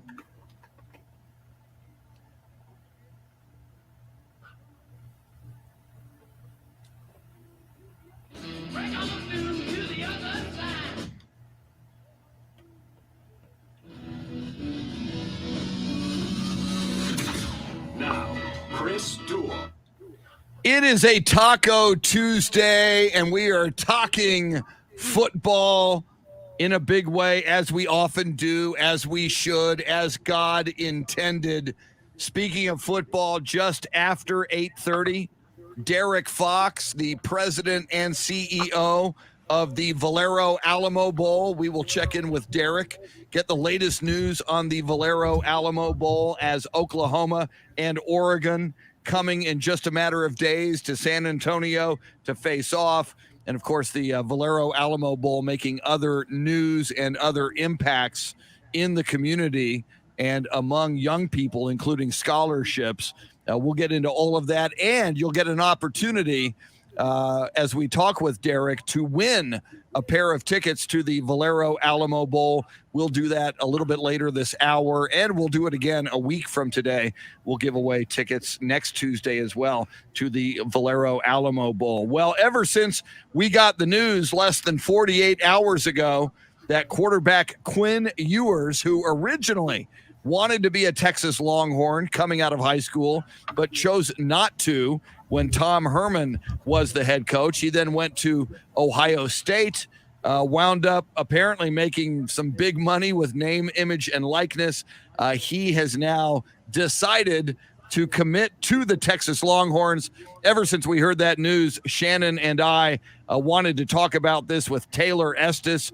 Taylor is the managing editor of Horns 24/7. Taylor, how are you doing this morning? Hey, I'm doing great, y'all. How are you doing? I am doing great. Taylor, I heard a number of people say that Quinn Ewers coming to Texas is the biggest development so far on or off the field of the Steve Sarkisian era. How high do you rank this as a development since Sark has been here? Yeah, I mean, this is huge. You know, you go back to when Quinn Ewers originally committed to Texas back in August of 2020. That was one of the biggest gets that Texas had landed in, honestly, close to 20 years. I mean, when you go back and look at quarterback recruiting, not just in the state of Texas, not just at the University of Texas, but in the recruiting rankings, Quinn Ewers, coming out of high school at South Lake Carroll, was the highest rated quarterback prospect since Young in the 2002 class. Originally, Quinn Ewers was supposed to be a part of the 2022 class before he reclassified to 2021 and ultimately enrolled in Ohio State. So, you know, I've worked in these recruiting, sites for many years, and I'll tell you this, there are very few players and prospects that get a perfect rating as a recruit coming out of high school. It's not something that recruiting ranking experts do very often. There's not one in every class, even at that matter, but Quinn Ewers was one of those perfect graded quarterback prospects coming out of South Lake Carroll prior to him enrolling in Ohio State. So that alone shows, the upside that this kid has. And there's no denying that Steve Sarkisian, especially coming out of that 5-7 season, he's made it very apparent, has been very open with his desire to add to the quarterback room, and the fact that Texas was able to land a prospect of this caliber, especially considering that Quinn Ewers still has 4 years of eligibility left. That's massive in a huge way, and probably, not something that tons of people thought that that a team or a head coach of a program that isn't going to a bowl game would be able to pull. But that's something that Texas, they were in a good spot to land him, and the coaches deserve a lot of credit for getting this, because this is a commitment of a different type of magnitude, in my opinion. Taylor, I saw an article this morning out of Fort Worth, and it compares Quinn Ewers to a Kardashian. He's cashed in so much already, and he has yet to do anything. With his high ranking and status, and, is he the next Vince Young, the next Colt McCoy? Percentage-wise, do you see the possibility of him being a bust? I mean, this is truly the first time we're experiencing something like this when you tack on what's going on with NIL, and this kid's already made over $1 million. I think that it depends on what your definition of that is. I mean, the reality is Quinn Ewers at this point, he's in a different situation because he did reclassify to the 2021 recruiting class when he enrolled in Ohio State in August of 2021, this past August year. So he technically is supposed to be a true freshman right now, like coming out of South Lake Carroll. He did not play in his senior year because he wanted to take advantage of NIL opportunities. And, I think that it's depending, if there are people out there that are expecting him to win the Heisman, or something in year one, that's probably a little bit unrealistic expectation. But I mean, he still needs to develop at the college level. But no, I don't think that there's always, a possibility, I guess you would say. But, in my experience working in this industry, there are very few times where I've seen a prospect that is rated as highly as Quinn Ewers was coming out of high school being a quote unquote bust, because I know that the ranking experts really are not necessarily too fond of doing it, but they're very hesitant to give that type of rating to a prospect, because it essentially means that this isn't just a potential first round NFL draft pick. This is a potential top 10 NFL draft pick, and so that's what every rankings expert has on Quinn Ewers. And I trust those guys more than a lot of other things. So yeah, I'm not going to sit here and say that there's no possibility that could happen. You never know what could happen, but there's no reason at this point for me to think that Quinn Ewers is going to be a quote unquote bust in any way. I think that Texas fans just need to celebrate this one. Talking Texas Longhorns with Taylor Estes, managing editor of Horns 24/7. Taylor, through your reporting or, what you've heard or learned, do we know why it did not work out at Ohio State for Quinn Ewers? I wonder, from an Ohio State perspective, as highly touted as he is, how they let him get away. What went wrong at Ohio State to enable or to motivate Quinn Ewers to enter the transfer portal and go to the Longhorns? I think the biggest thing with that, honestly, is just how well that C.J. Stroud, the quarterback of Ohio State, has done. He's a redshirt freshman right now, and I think with Quinn Ewers, his ceiling and his potential, I think it was more a matter of he knew that he could go elsewhere and really probably start day one, and that's something that he may not be able to do at Ohio State. So I think that the thing you have to go back with him is he's from the state of Texas. He grew up a Texas fan. It was I really don't think that he necessarily wanted to decommit from Texas back in 2020. There was just a lot of things that rubbed the Ewers family the wrong way from everything that we had heard. One of the biggest things, honestly, was that 4 overtime loss to Oklahoma in the 2020 season, and the picture of Sam Ehlinger being out on the field by himself after he essentially led Texas in that game. That really rubbed the Ewers family the wrong way, and that was a big reason why he did end up decommitting, because he didn't think that there was really a lot of support in the program for what was happening. So, but ultimately, I really think that he always wanted to play football at Texas. He grew up a huge Texas fan, grew up in the state of Texas.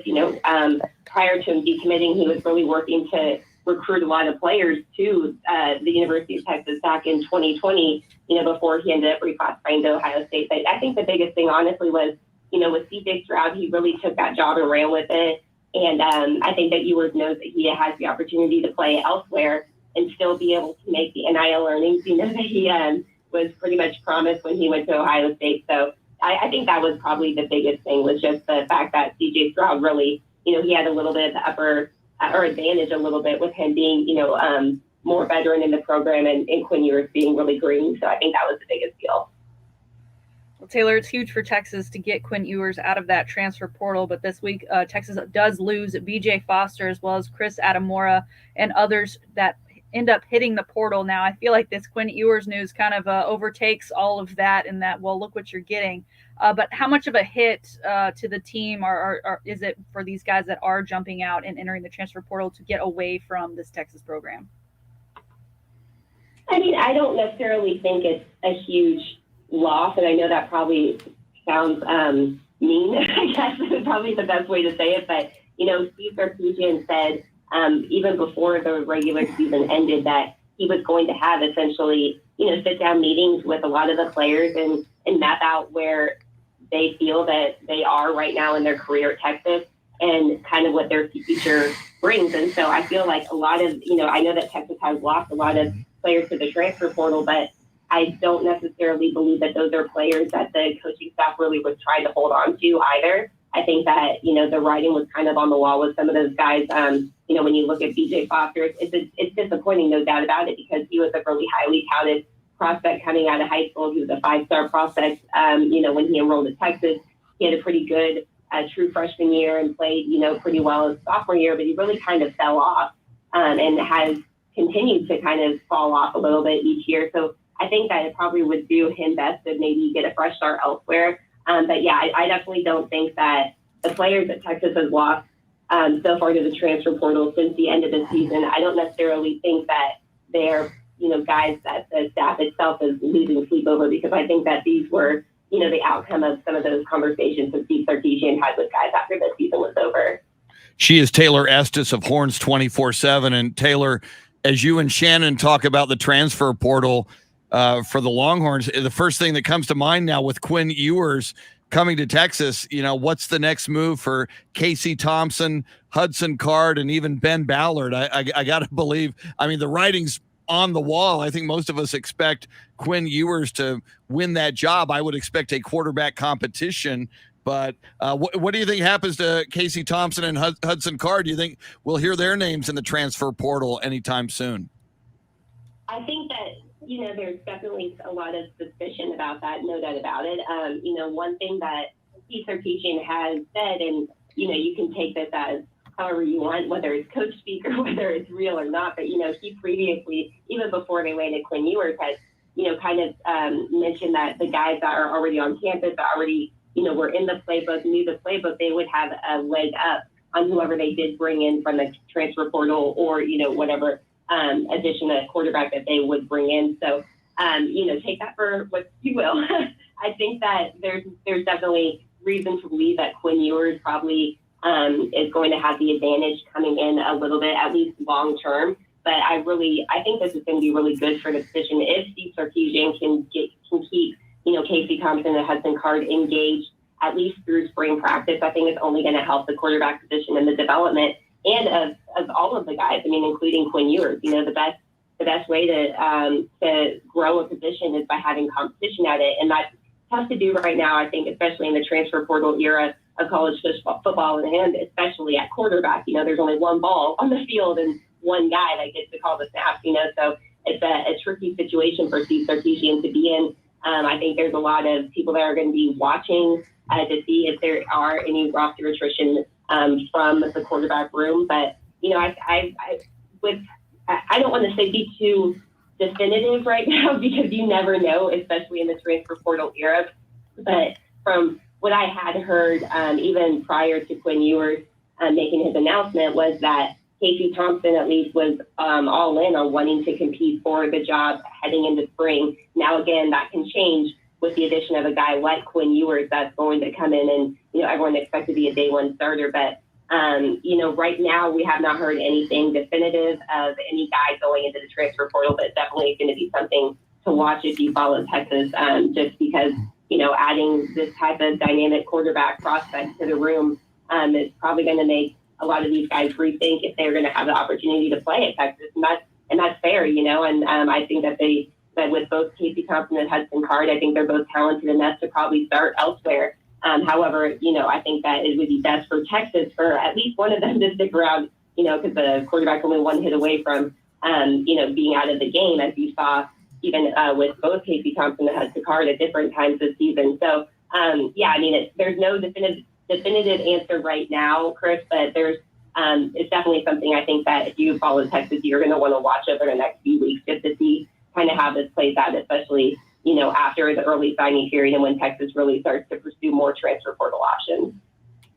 You said it there, Taylor. Early signing period is tomorrow. Sark's first one with Texas. We've seen plenty of pictures over the last couple of weeks of him hanging out with potential signees. What areas should Texas fans look for to be filled tomorrow? And how big is tomorrow going to be compared to like the normal signing day that we'll get later in February? I think it'll be big in the sense of just locking down some of these guys. Texas in the last few days, in addition to the commitment of Quinn Ewers, they really added a lot of key figures to the 2022 recruiting class with the commitment of Cameron Williams, an offensive lineman out of Duncanville, and then the Longhorns also a huge one that they got over the weekend was 5-star offensive tackle Kelvin Banks, who was previously committed to Oregon, but Texas had really stayed in the mix with him, even when Mario Cristobal was still the head coach at Oregon. But with Cristobal leading Oregon, he reopened his commitment and he decommitted from Oregon and then ended up flipping his commitment to Texas. So, offensive line is definitely a position of need for Texas.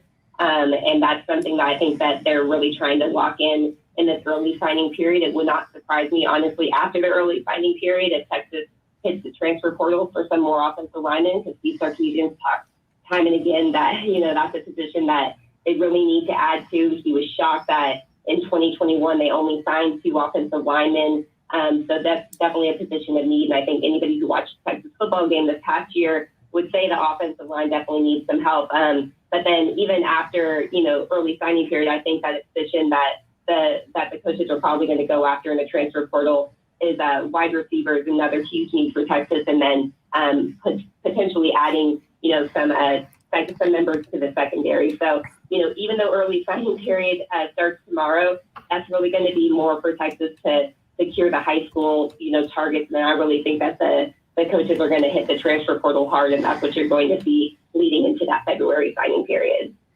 Taylor, we have a question for you from Nairobi, Kenya.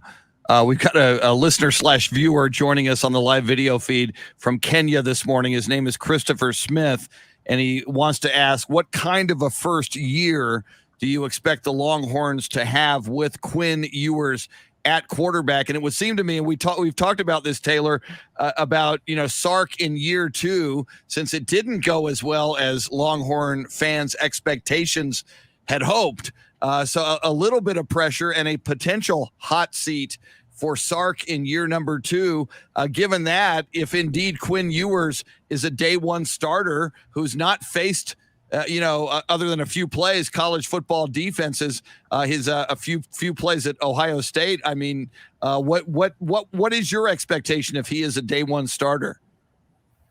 I mean, I think that you have to expect some ups and downs a little bit. I mean, even though he is a transfer prospect, what I keep going back to is he really should be coming out of high school right now, because he did reclassify to the 2021 class back in August. So, I think that with any, first-time starter, you're going to have some ups and downs. But, again, I think the biggest thing with Quinn Ewers is you got to look at his future.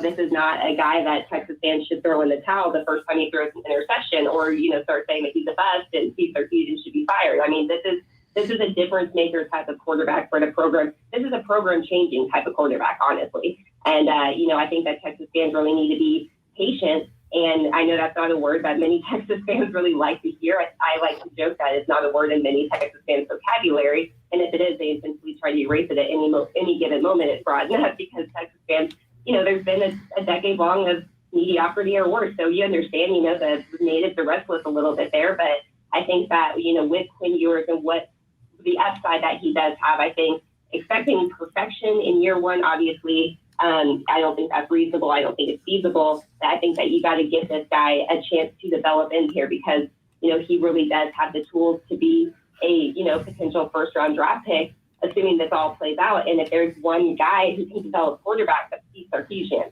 And he's proven that time and again, whether he was a head coach or an assistant coach. So, year two, obviously, Steve Sarkisian's got to win more than 5 games, no doubt about it. But, with a guy like Quinn Ewers that they have at quarterback, I think that you've got to give them time because I think that this could really be a turning point for the future of Texas football.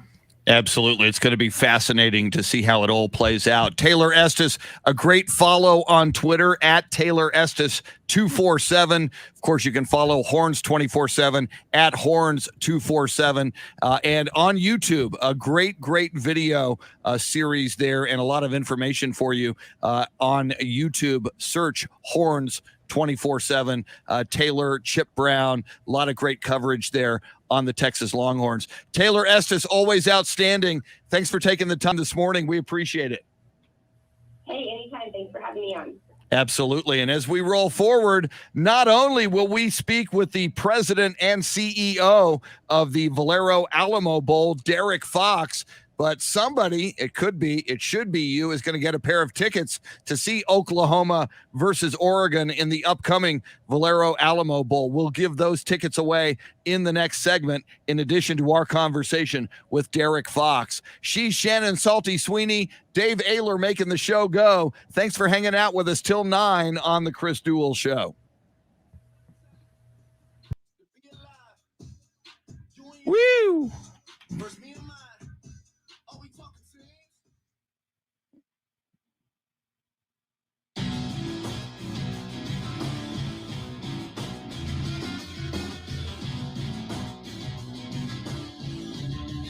That's a great question, Christopher.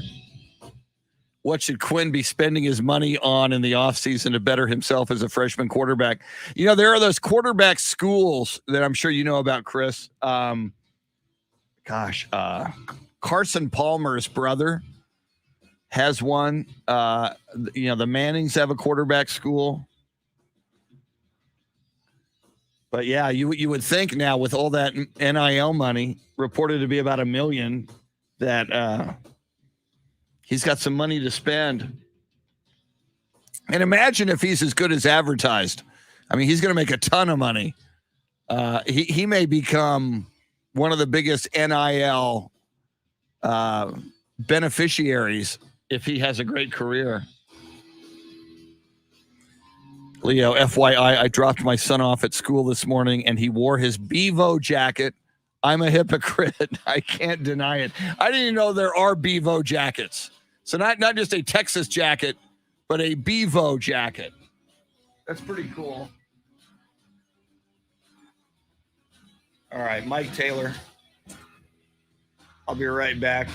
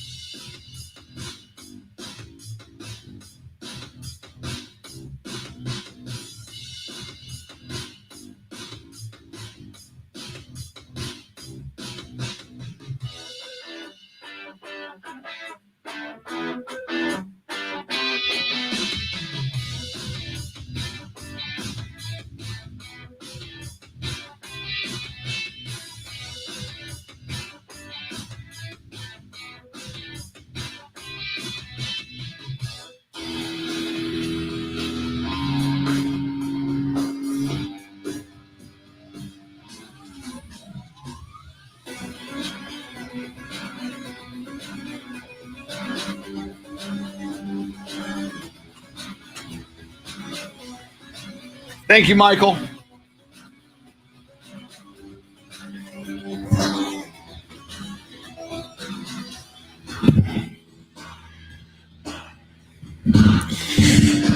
Yeah, Christopher, if Vince Young had a quarterback camp at the end of each day, all the quarterbacks could go dine at the Vince Young Steakhouse.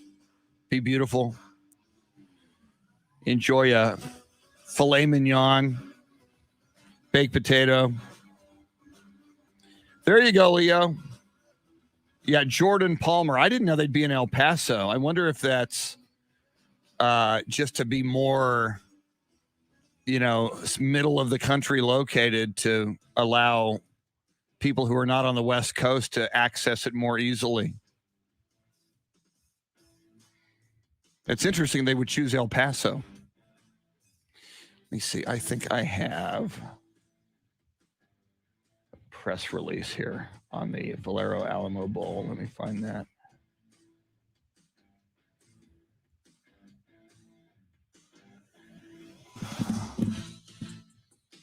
That is tomorrow.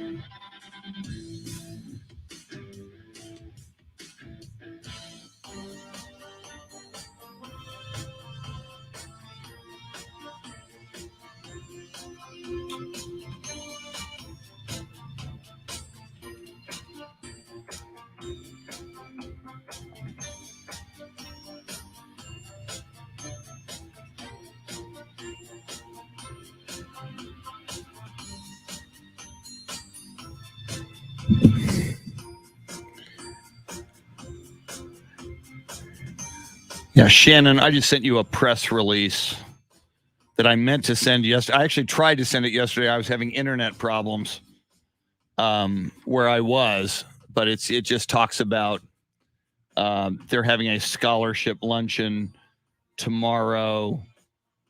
88 high school winners are getting scholarships. So that's part of, we'll bring that up at some point with Derrick Fox. Let me pull up the Alamo Bowl website.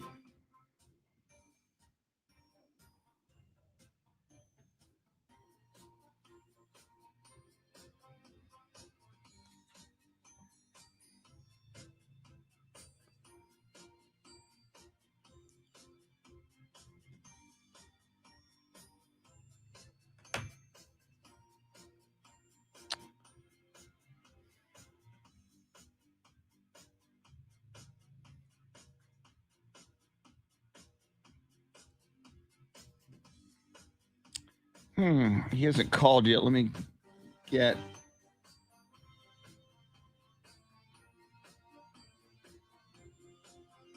There he is. He's calling in now.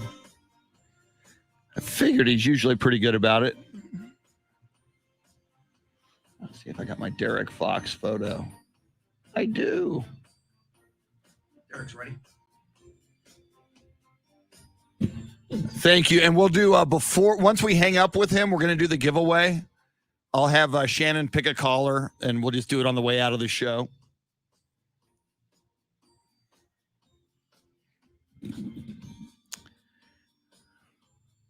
Derrick Fox on the phone line.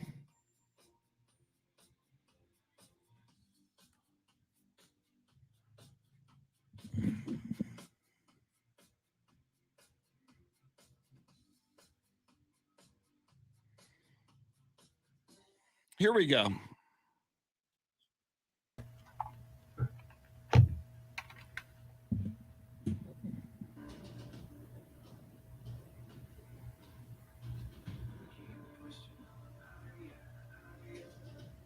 We're back. It's the Chris Duel Show with Shannon Salty Sweeney. Join in by dialing 1-800-707-9760. Welcome back. Chris Duel Show with Shannon, Salty, Sweeney. Coming up in just a few moments, we're going to give you a chance to win tickets to the Valero Alamo Bowl. Coming up in just a matter of days, Oregon versus Oklahoma should be a tremendous Valero Alamo Bowl. And nobody better to talk about the Valero Alamo Bowl than the president and CEO of the Valero Alamo Bowl, Mr. Derrick Fox. Derrick, welcome back. How are you doing this morning? We're doing well. How busy is this time of year for you? I know you guys work year round, and you're certainly busy as you ramp up to selecting the two schools that are going to come to the Valero Alamo Bowl. But now that it's happening, now that there are luncheons and events, and eventually the fans and the teams are going to be here, what are the days like for you this week?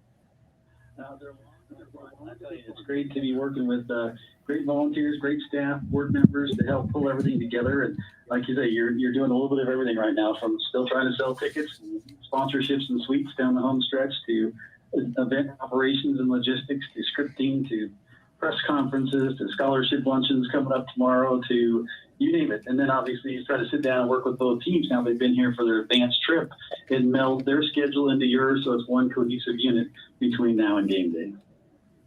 Derrick, talk to us about this Valero Alamo Bowl scholarship luncheon tomorrow. I mean, y'all are expected to be giving away the largest local scholarship total among all bowl games, which is incredible. Yeah, we're excited about this. Tomorrow's our HEB scholarship luncheon, where we'll acknowledge or award 88 seniors here in San Antonio. I think 74 different high schools, if memory serves me correctly. $7,500 scholarship to go to the university of their choice.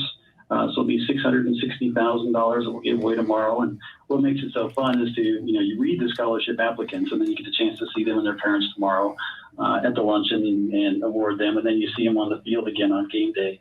Kind of a fun way to get acknowledged from a scholarship. And that really kind of serves as a springboard for them as they're talking about other scholarships or other activities that they want to do as well. So lots of fun. And then we'll do our college scholarship piece, which will be $220,000 that we'll fund. It'll be matched by another $220,000 with the 6 local universities, and then we acknowledge those students at our Pigskin preview in August.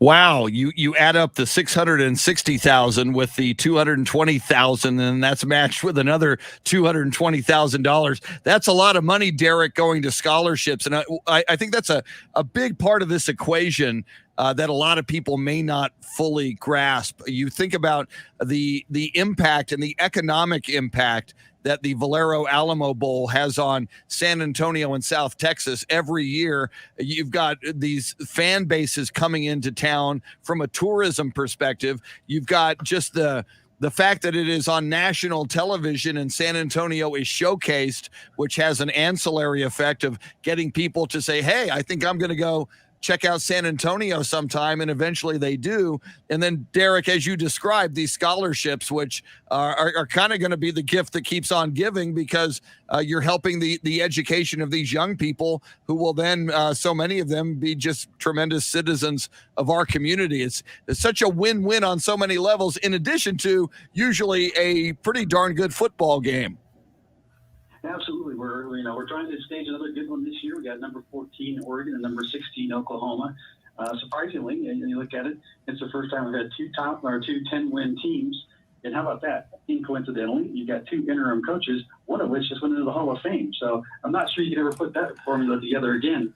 But it was tremendous, and obviously Coach Stoops going to the Hall of Fame certainly gives another added nugget for those Sooner fans to come down and watch him coach his last game. For me, anytime Texas has gone to the Alamo Bowl, my favorite part has always been the River Rally, which includes the teams, the bands, mascots, coaches, the cheerleaders. So I would assume Coach Stoops will make an appearance. But when is that event this year, and what can we expect?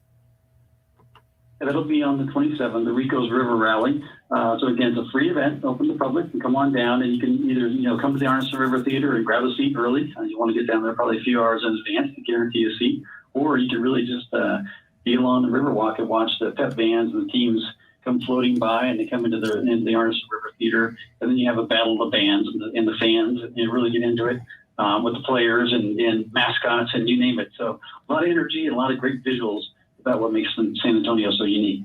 He is Derrick Fox, the president and CEO of the Valero Alamo Bowl. And Derrick, as Shannon mentioned, she's a Longhorn alum. She lives in Austin. The Longhorns have been here a number of times, and we're here very, very recently. So certainly when the Longhorns play in the Valero Alamo Bowl, a huge contingent of Longhorn fans come down to support them. I got to believe that Oklahoma, being a state away and, certainly in striking distance and driving distance of San Antonio, they're going to bring a lot of fans. Over the years, have you guys correlated, when it is a team that is relatively close to San Antonio, does that increase the number of those fans who come, or does it matter whether they're from Oregon or Iowa or wherever they may be from? Do the fans just come out even if they have to travel a long distance? Well, I think it's a factor of a couple things. One, we've got a great destination city, so that certainly bodes well for us. We've got a great matchup with the Big 12 and Pac-12 to put together exciting teams and play exciting brands of football. And then you see how teams come in. These are two teams with 10-win seasons. Yes, they obviously would have preferred to be in a semifinal game playing for the national championship. You can't do that every year. So still 10 wins is a very successful season. And these fans will have a chance to get down here and visit our great city. And Oklahoma's never been here before. They were here for the Big 12 championship in 2007, but never for the bowl. So you'd think they would travel very well down to San Antonio. Yeah, and when you think about it, Derrick, you brought it up. Just it's such an amazing city, San Antonio. It's such a destination city for so many people, for people just to vacation, for conventions, in this case, for the Valero Alamo Bowl. Shannon mentioned the River Rally, the events that can take place on the San Antonio River Walk and on the river, and the facility itself, the Alamo Dome with all of its upgrades, a whole lot of virtues here. And usually the weather cooperates. How keenly are you paying attention to the weather forecast for the week of the Valero Alamo Bowl? You kind of look ahead a little bit, but obviously at the same time, you can't get too far ahead because the weather's changing. So the last one, we had some of our friends down from Oregon and Oklahoma last week, and we had temperatures up into the 80s. And they said, not too bad. We'll try to cool it down into just the 70s. And of course, Derrick, in a few moments here, after we talk to you, we're going to give away a pair of tickets to the Valero Alamo Bowl that you guys at the Valero Alamo Bowl have been so generous to provide to us. But the key for everybody now is, how do we get tickets? What is the best way to get tickets? What is the best way to get the ideal seats you're looking for? So how would you instruct people to go get tickets, Derrick? First, listen to the show and get them for free from you guys. Yeah. And then after that, go to alamobowl.com and literally you'll have a chance to see, tickets in all price categories, all levels. You can even go to our website. There are still suites available if people have interest in getting the group together and doing something that way, as well as buying event tickets. So that's the best way to do it. Go to alamobowl.com and buy your tickets today. All right, Derrick. Well, enjoy the scholarship luncheon tomorrow. What a great event that is. And as we ramp up and get closer to the Valero Alamo Bowl, December 29th at the Alamo Dome, 8:15, Oklahoma versus Oregon. Derrick, we'd love to grab you again next week as we get closer and talk more about it. Thanks so much for taking the time. We sure do appreciate it. Chris and Shannon, thanks for having us on. Absolutely. Derrick Fox, the president and CEO of the Valero Alamo Bowl. And Shannon, let's give away some tickets. We consult you. You are the one who chooses what caller should call Mr. Dave Ayler at 800-707-9760. Any number have meaning to you this morning? It's going to be a larger number probably than what we've done before, but in the spirit of the Alamo Bowl, and we did discuss some Oregon football earlier in the day, I'm going to go with number 14, as that is the ranking that Oregon comes into this Valero Alamo Bowl this year to take on the Sooners. So caller number 14 today. Sorry, Dave. You go with 14, and clearly you don't go with number 16 because that would be Oklahoma, and you don't want maybe next week any extra run for Oklahoma ever. So, all right, caller number 14 at 800-707-9760. And we mentioned this earlier on the show, but I want to mention it again. We've got so many UTSA fans who listen. A Jeff Traylor show, special bowl edition, will be tomorrow night at the Sandbox, just adjacent to the UTSA campus on UTSA Boulevard. Jeff Traylor, Coach Jeff Traylor, Andy Everett and company. You can be there live. I'm sure that's going to be a blast to be there live. And if you're not there, we will carry that for you live. Ticket $760 out of San Antonio, 7 o'clock tomorrow.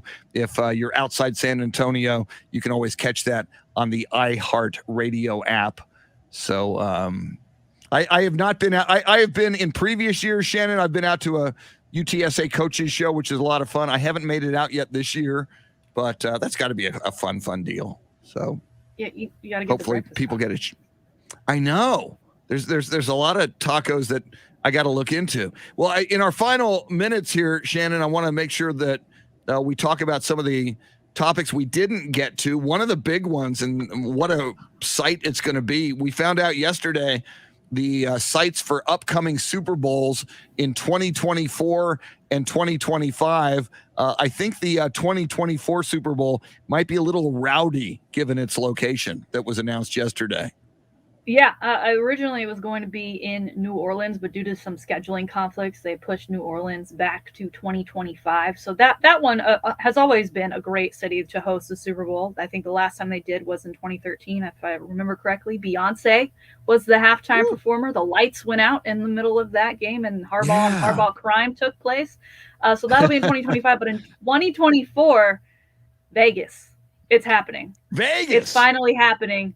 2024 wow. Vegas will be the host of the Super Bowl.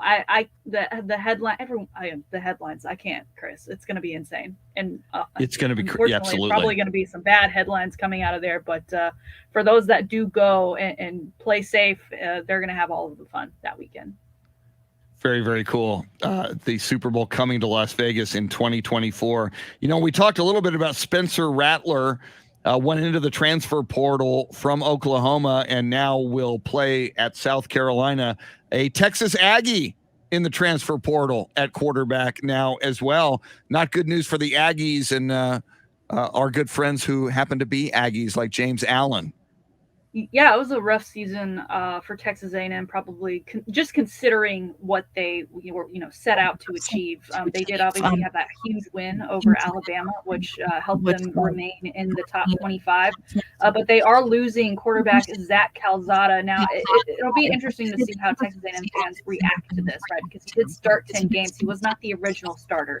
They had some quarterback injuries that took place this season, which allowed Zach to take over that starting gig. And so, by all accounts, I would suspect that the original starter is going to be good to go, and so he is now looking elsewhere to take on. But he'll remain a Texas A&M legend for a while after that Alabama win. So I wouldn't be surprised if he gets picked up pretty quickly out of that transfer portal. Yeah, and yesterday as well, USC's Keaton Slovis, who as a freshman just lit it up, and a lot of people thought this guy's going to be a future Heisman Trophy winner. Kurt Warner, the Hall of Famer, and there's a Kurt Warner movie coming out on Christmas Day. Kurt Warner was his quarterback coach in high school in Arizona, and Keaton Slovis now with the writing on the wall, Lincoln Riley at USC, Jackson Dart, the young freshman quarterback, had a pretty good year filling in for Keaton Slovis. So many quarterbacks out there, Shannon, just changing schools and available. If you've got a program looking for a quarterback, you've got a lot to choose from this season, maybe more than any other season I recall. And it's interesting, you get quarterbacks like a Zach who, did have success at A&M, but is realizing he's not their official starter, but he's proven himself. And so now he's taken himself to the bank, putting himself into the transfer portal. And then guys like Spencer Rattler, just completely benched from his previous team and is looking to take over a starting gig after that. It's always interesting to see where they end up. And then if things go as planned, right? Because so many guys get in that transfer portal, they either don't get picked up or they end up somewhere and things kind of are more of the same from where they left off. Very, very true. Dave Ayler, I see that you have fielded all of the phone calls. Do you have the name of the winner for the Valero Alamo Bowl tickets? Alfonso Alcala.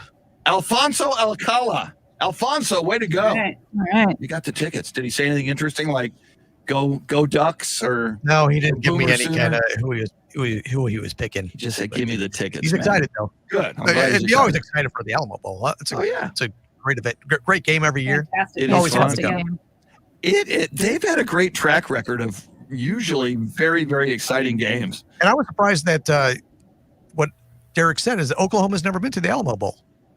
That is crazy. That's because I remember the Big 12 They're championship usually, game. they're usually winning but, Big 12 championships. Yes, but I thought they had been to the I did Alamo too. Bowl in the past. Of course, my beloved USC Trojans have never made it, and they're in the Pac-12, and that's one of the participants, but I'll get over it. Shannon Salty Sweeney, outstanding as always. Great show.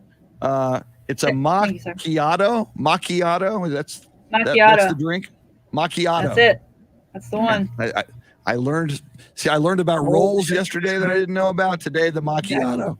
Yeah. I'm- If you ever I'm get just- me coffee, caramel macchiato. Yeah, you need a show on the Food Channel. It's all. There you go. Yeah. Dave Ayler, we do get you back tomorrow, don't we? I'll be here. Woo! We'll do this again in 21 hours. Bill Schoening going to join us tomorrow, the voice of the San Antonio Spurs on a Spurs game day / game night tomorrow night. If the Spurs beat Charlotte, they will have won 7 out of 10, baby. Spurs are back. In Pop we trust. Sorry, haters. Enjoy your Taco Tuesday.